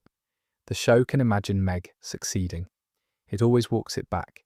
What Meg represents in the show's structure is the character who absorbs what would otherwise land on everyone else. Without a designated punching bag, the family's dysfunction has nowhere to go. The cruelty that might otherwise be directed at the marriage, the children's education, the social fabric, all of it pulls toward Meg, and she holds it, and the family functions around her. She knows this. The show has made that clear. She's not oblivious. She understands her role, and she accepts it because the alternative, removing herself from the arrangement, is not something she's willing to do. She wants to be in this family, even this one. There's something quietly heroic about that, if you choose to read it that way, or something quietly devastating. Possibly both. Verdict: Meg deserved better than she got. She still deserves better. The show knows this. The show has said this explicitly in her own voice. And then it kept going, which tells you something about how much knowing changes. Since we've talked about both of them separately, it feels right to spend a moment on them together. Because the Stewie-Brian relationship is the show's most developed emotional through line, and understanding it helps explain why certain things, Brian's death in particular, but also Stewie's recurring vulnerability, hit differently than the surrounding noise. Brian is a dog who tries to be a person. He has the credentials and the vocabulary and the social access, but he also has the fundamental instability of someone performing a self he hasn't quite finished constructing. He's a writer who isn't quite writing, a father who isn't quite parenting, an intellectual who is sometimes genuinely intelligent and sometimes just performing intelligence, and he can't always tell which is which. Stewie is a baby who tries to be a supervillain and keeps getting distracted by human connection. He has the plans and the devices and the capability. He also has the episode where he drops his accent and cries in a therapist's office, and the audience learns that the whole performance, the British affectation, the world domination, the guns, is armour. It's how a lonely child chose to be interesting rather than ordinary. They found each other, and the show has been smart enough, for most of its run, to treat what they have found as something worth protecting.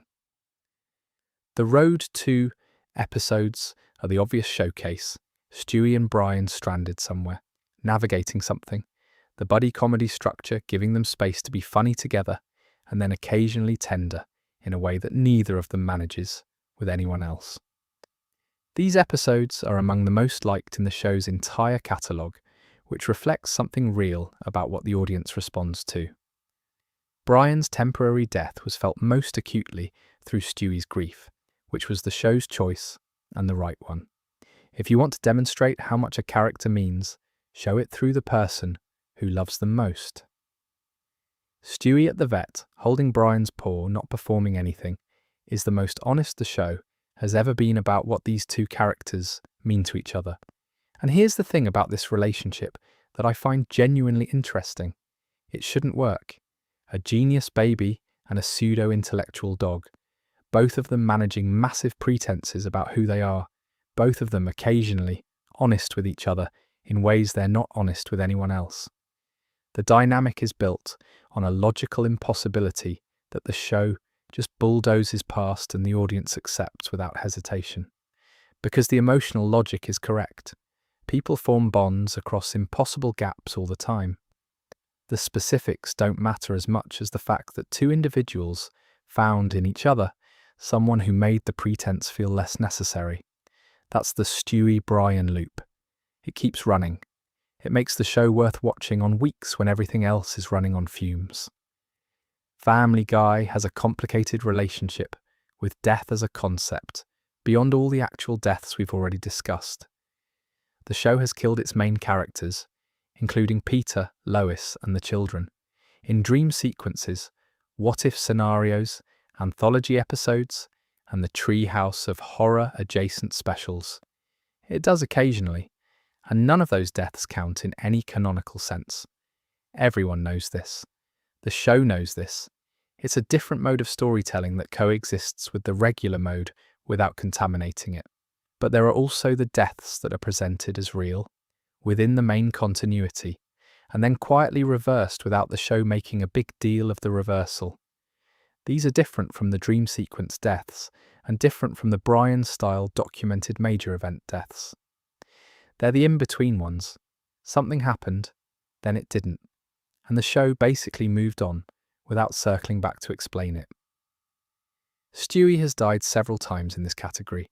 He's been vaporized, blown up, fallen from heights that should be non-survivable, and each time the show brings him back in the next scene or the next episode with no explanation required because the audience has learned not to treat Stewie's deaths as final.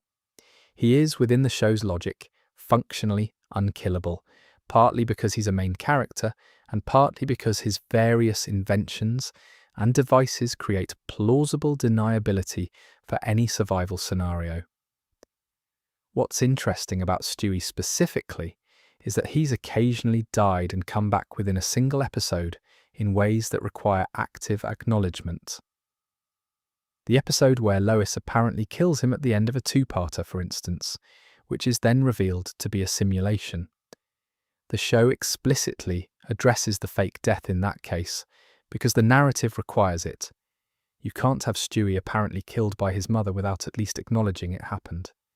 Lois has died too, sort of, in the two-parter where Stewie shoots her, and she falls off a cruise ship and spends months with amnesia before returning. That's not quite a death. She survived, but it plays out across the episodes, with the weight of one, the family in mourning, Peter under suspicion, the whole apparatus of grief deployed before the twist that she's alive. Lois's survival, and then Stewie's revelation as the shooter, is the show doing something structurally similar to what it did with the Diane Simmons episode. The mystery format, the accumulation of suspicion on the wrong person, the reveal that undoes the apparent reading of events. Two-part episodes give Family Guy space to be more ambitious structurally, and when it uses that space well, you get something that actually rewards attention. The recurring deaths that aren't raise a question about what death means in Quahog as a concept. If the main characters are effectively immortal through narrative protection, if even the documented, publicised, "This is a real permanent death" of Brian Griffin lasted only 2 episodes, what weight do any of the deaths we've been discussing carry? I think the answer is the weight the show assigns them, which varies enormously. Diane Simmons' death carries a lot of weight because the episode earns it. She's been established as complex, her arc is complete, the sniper shot is the correct ending for her story. Brian's death carries enormous weight because of the scene at the vet. Horace's death carries modest weight as a marker of time passing. Mr. Weed's death carries almost no weight because it's structural rather than emotional. The show calibrates. It has opinions about which deaths matter. And those opinions, as I said at the start, tell you something about who and what the show values. This is a slight detour, but stay with me. If you drew a map of Quahog at the beginning of the show, and then drew another map after 25 seasons, the differences would be significant. Buildings have been destroyed. Infrastructure has been demolished. Significant portions of the town have been levelled by Peter's misadventures and the giant chicken battles and various other catastrophes that rolled through and left damage behind. The show doesn't do damage accounting in any consistent way. The Quahog drunken clam has been destroyed and rebuilt. The Griffin house has been damaged and restored. The general streetscape of the neighbourhood returns to baseline between episodes because the story requires familiar geography, but the accumulated destruction across the show's run is actually quite staggering if you total it. The giant chicken fights alone have demolished a Ferris wheel, an apartment building, what appeared to be a significant stretch of downtown, and various vehicles, aircraft, and structures that weren't designed to be crashed into.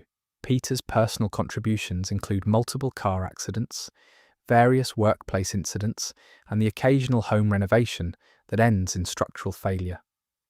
The brewery has suffered. The school has suffered. The church, which is a regular location, has had its share of incidents. What this creates across 25 seasons is a Quahog that should be significantly worse off than the one we see. The infrastructure should be degraded. The repair bills should have bankrupted someone. The insurance industry should have specific feelings about Rhode Island. But the show resets. The buildings are fine. Quahog continues to look approximately like a small American city should look, because the story requires it and the audience doesn't actually want to watch a show set in permanent rubble. Which is the same reset we talked about at the start, just playing out at the level of bricks and mortar rather than character arcs. The destruction happened. It was real and elaborate, and the camera stayed with it. And then the next episode began clean, and Quahog looked like Quahog again. We've talked about Stewie in a few different sections: his evil clone, his relationship with Brian, his therapist episode, his relationship with Lois as both target and occasional protector. But there's something I want to sit with specifically, which is the question of what Stewie Griffin is actually doing. The show has always been clear that Stewie's schemes for world domination are not going to succeed. They can't succeed. If Stewie took over the world, the show would end. The schemes exist as comedy, as an expression of his personality, as the particular flavour of ambition that a very small, very intelligent person projects onto the world when they feel powerless. But the show has also been clear across the series that Stewie's relationship with power and control is rooted in something genuine. He doesn't just want to dominate the world abstractly. He wants to not feel small. He wants to not be managed and handled and fed and put to bed by people who consider him incapable. His intelligence is real, and it is, for most of his life, completely useless to him because the adults around him cannot process it and will not engage with it. The therapist episode in season 16 is the show at its most honest about this. Stewie drops the accent. He says, plainly, that he is lonely, that he is an outcast, that the persona, all of it, the British affectation and the elaborate vocabulary and the weapons, is a way of being interesting to people who would otherwise overlook him completely. He built the character of Stewie Griffin, the supervillain, because the alternative was being an ordinary baby in a chaotic household who nobody particularly saw.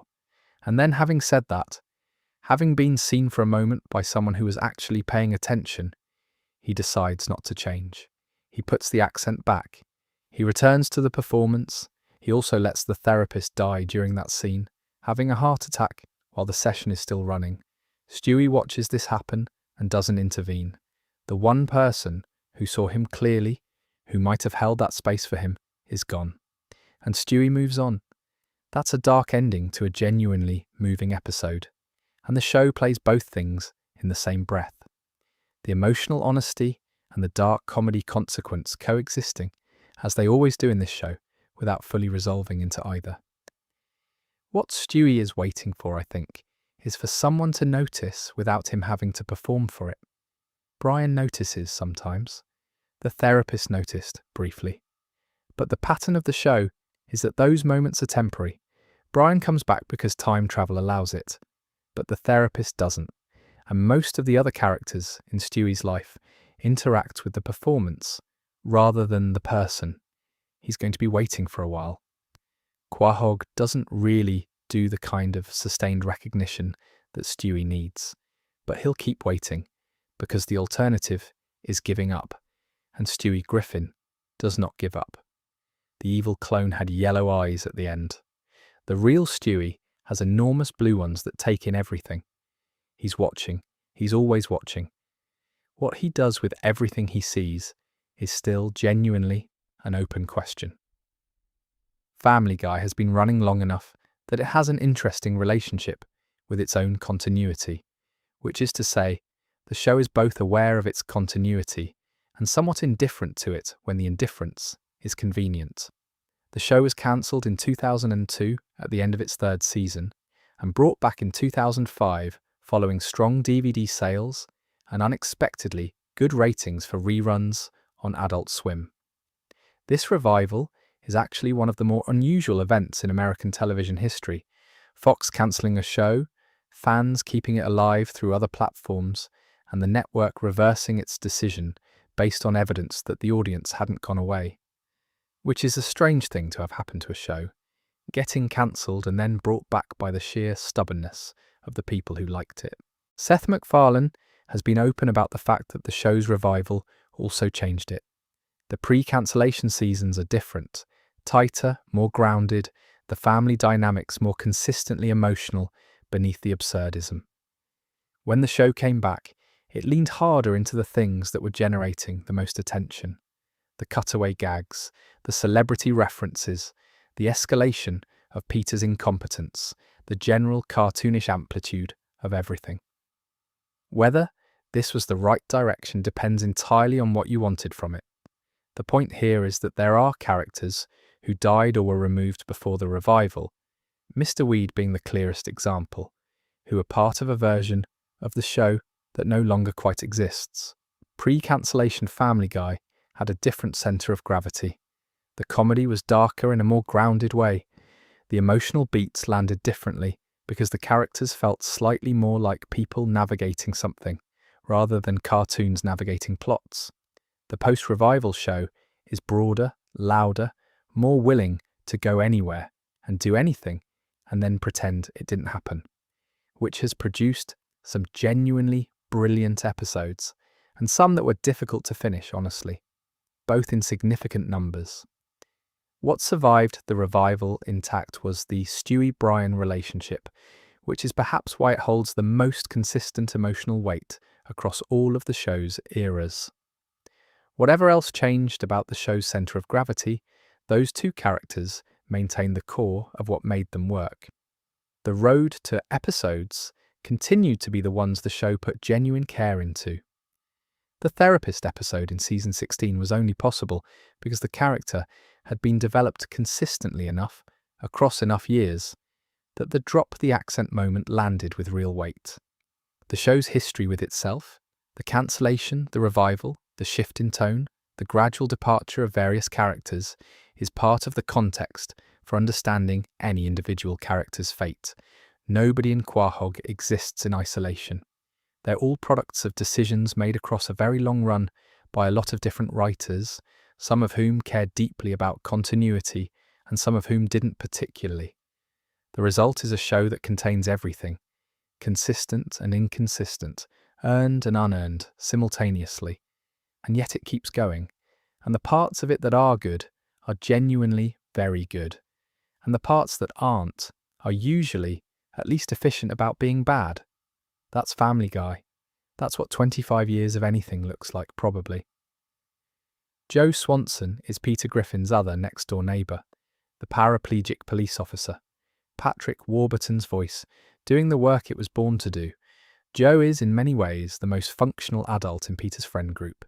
He has a job with genuine responsibilities. He has a marriage that, while complicated, has lasted. He has children. He deploys actual professional skills occasionally, which makes him almost categorically unusual among Peter's social circle. And yet Joe absorbs an enormous amount of ambient damage across the show's run, in ways that the narrative never quite foregrounds. His wife Bonnie spends approximately 9 seasons pregnant before finally having their daughter Susie, which is the show's longest and most consistently ignored running gag. Nobody mentions it. Nobody asks questions. Bonnie's pregnancy simply persists, functioning as a background joke that the show eventually resolves when it decides Susie is more useful as an actual baby than as an ongoing bump. Joe is rendered a quadriplegic a second time in a later season through a running of the bulls incident. He had already been paralysed once, as the backstory explains, and the show returns him to that state after a period of restored mobility, which he uses to engage in the activities he'd missed, including running, which leads directly to the accident that reparalyses him. There's a circularity to this that the show doesn't comment on, but that is clearly deliberate. What Joe represents in the ensemble is steady competence in the face of circumstances that should, honestly, be breaking him. He's the character who keeps functioning. He does the police work. He goes to Clam. He participates in whatever chaos Peter has generated this week. He goes home. The show occasionally reminds you that Joe is dealing with things that are significantly harder than what the other characters deal with, and then it returns to treating him as a reliable background presence, and the next episode begins. I have a certain quiet respect for Joe Swanson. He does his job. He shows up. He is surrounded by people who are significantly less reliable than he is, and he doesn't complain about this in any sustained way. He is perhaps the most underappreciated character in the show's entire cast. He's also voiced by Patrick Warburton at his absolute peak, which is something that doesn't get said often enough. Family Guy invented, or at least perfected, a specific comedy structure that has become so widely imitated and discussed that it now has a name: the cutaway gag. Peter says something. The show cuts away to a scene that is tangentially related to what Peter just said. The scene ends, and we cut back to the original conversation, as though nothing happened. The whole thing takes 15 to 45 seconds. It recurs throughout every episode, dozens of times per season, hundreds of times per series. This structure has a consequence effect that I don't think gets talked about enough. When a show builds its comic rhythm around constant interruption, when the default response to any situation is a cut to somewhere else, it trains the audience to not be emotionally invested in continuity. The cutaway gag implicitly says nothing that just happened particularly matters, because in 30 seconds, we're going somewhere completely different.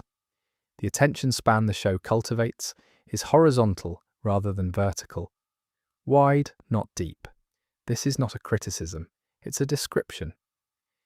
The cutaway gag is also very funny when executed well, which it often is. It's a specific tool that produces specific effects, and one of those effects is a comfortable relationship with consequence-free storytelling. But here's where it connects to everything we've been discussing tonight. The cutaway gag normalizes the reset. If the show is going to cut away from a scene before its emotional implications are fully processed anyway, then the reset at the end of the episode is just the macro version of the same mechanism. We're already practiced at not carrying things forward. The episodes that hit hardest are the ones that resist the cutaway gag. Brian and Stewie, the bottle episode set entirely in a locked bank vault, broadcast commercial-free, no cutaway gags at all, is considered one of the finest episodes the show has produced. And part of why it works is precisely the absence of the escape valve. When you remove the option to cut away, you have to actually sit with what's happening between two characters.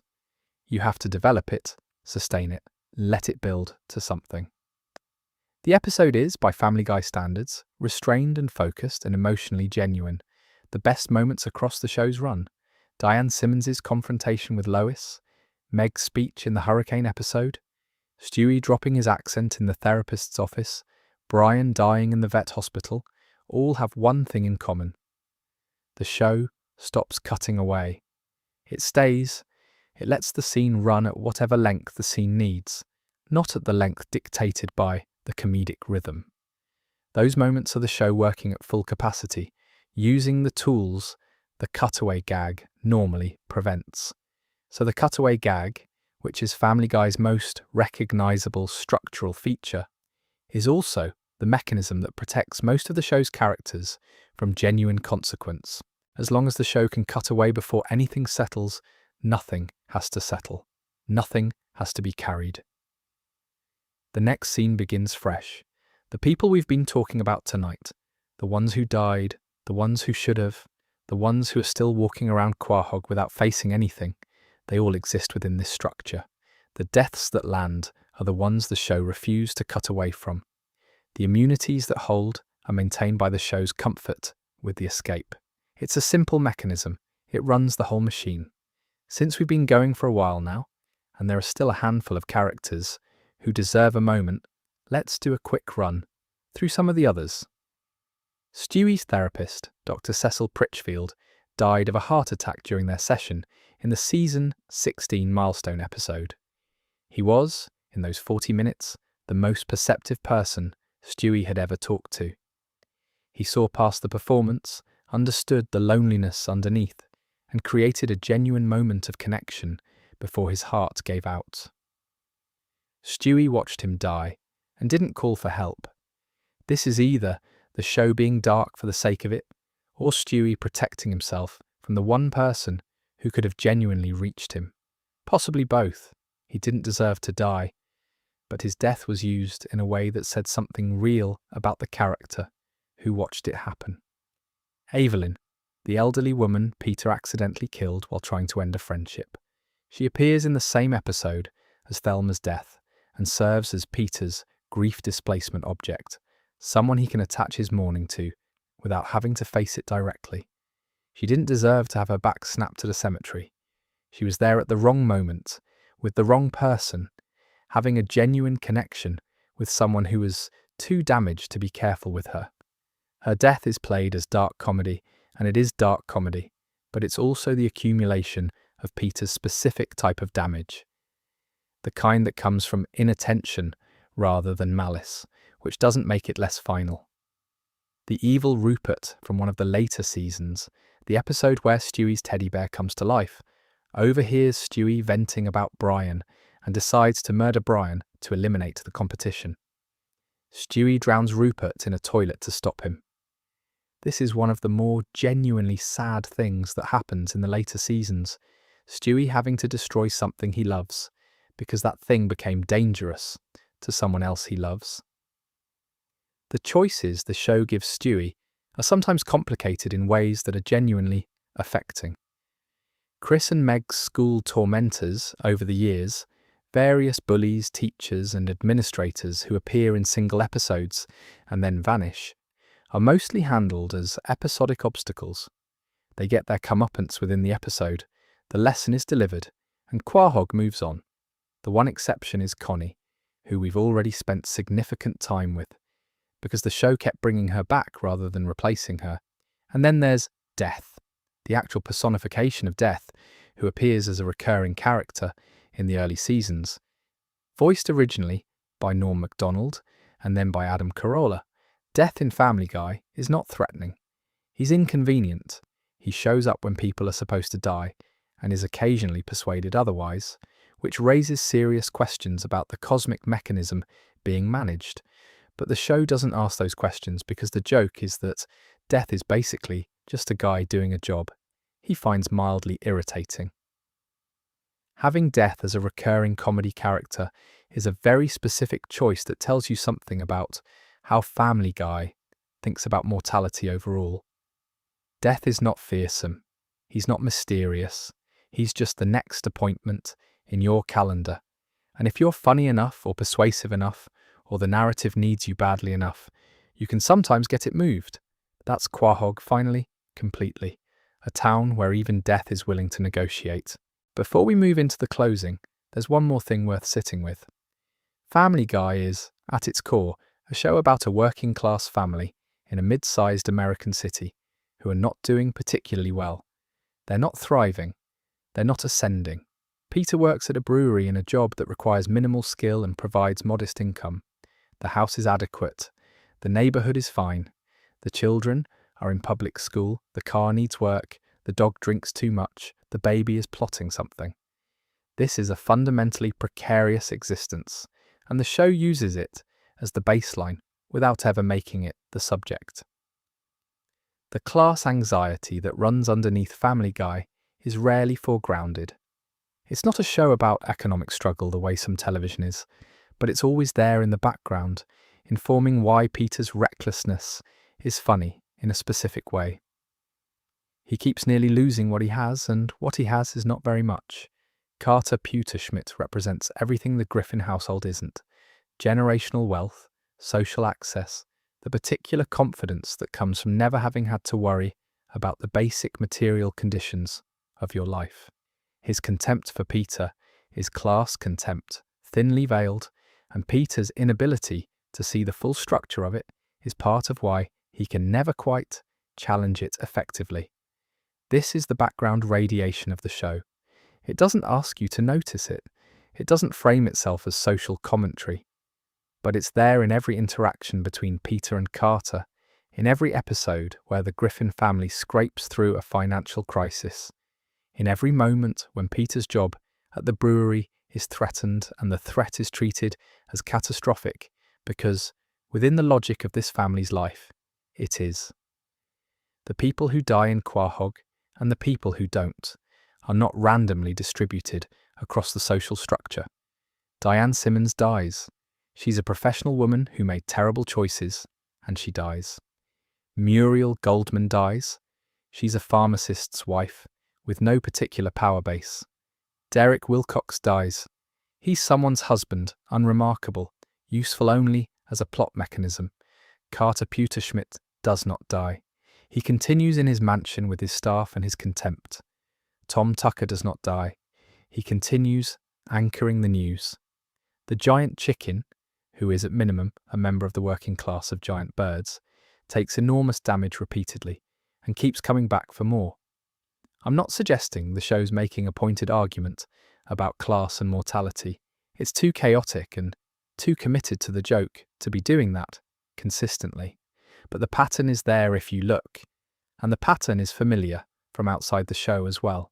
The people with institutional power survive. The people without it don't, or if they do, it's in spite of the structure, rather than because of it. Quahog is funny because it's absurd. It's also funny because it's recognisable. And the things that are recognisable about it are not always comfortable, which is probably why 25 years of it still generates more conversation than most animated shows manage in 5. And one more note while we're still here. The show has, in its better moments, been genuinely honest about the specific tragedy of being young and marginalised in a family that doesn't see you. Meg and Chris, and even Stewie, in his loudest possible way, are all variations on the same theme. Children in households that are too chaotic and too self-absorbed to give them what they need, finding whatever they can find and making do. Stewie makes do by constructing an entire alternate identity. Meg makes do by staying. Chris makes do by being too cheerful to notice most of the time. These aren't bad kids.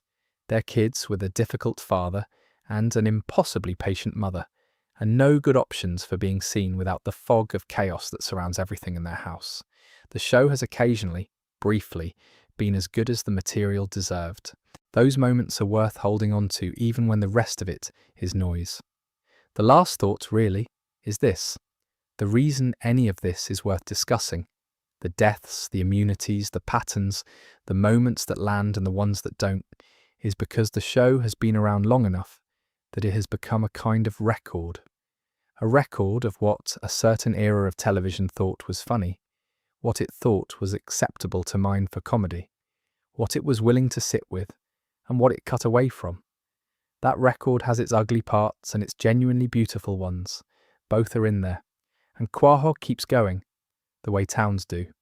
The Drunken Clam is still open. The brewery is still running.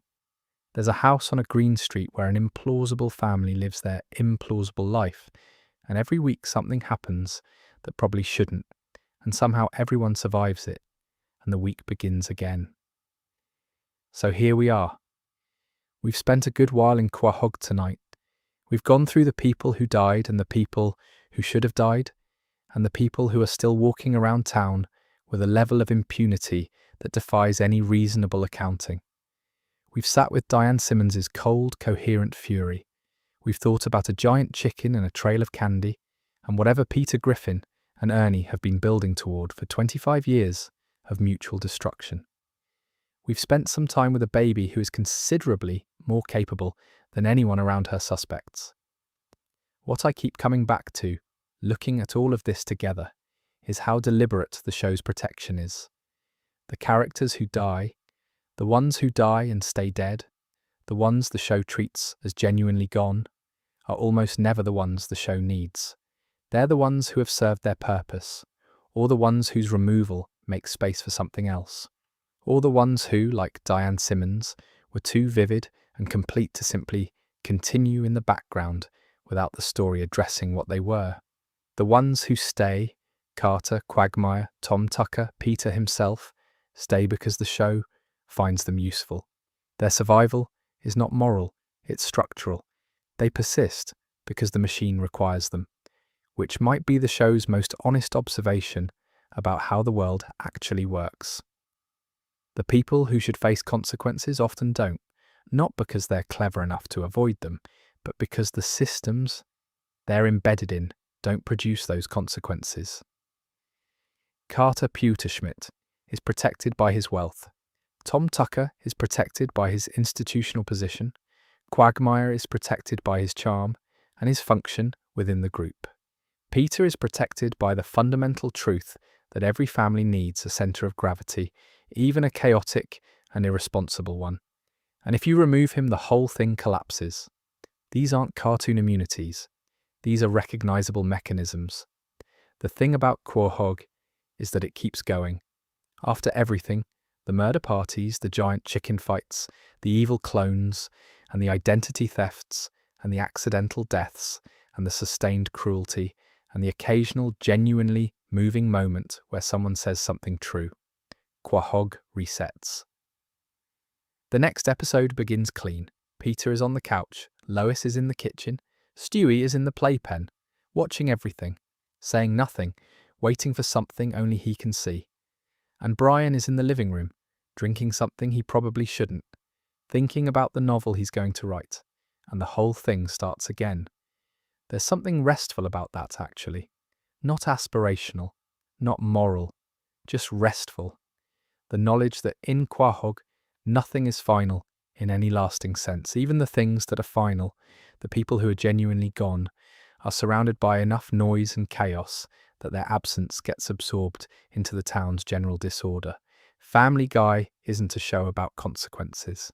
It's a show about what happens when consequences are optional, and people are exactly who they are, regardless. And the answer, apparently, is approximately this. Approximately 25 years of this, with no signs of stopping. We didn't resolve anything tonight. We weren't supposed to. We just went through the list, asked the question, sat with the answer a little while, and called it a night. If there are more of these, and there probably are, Quahog generates material at a reliable rate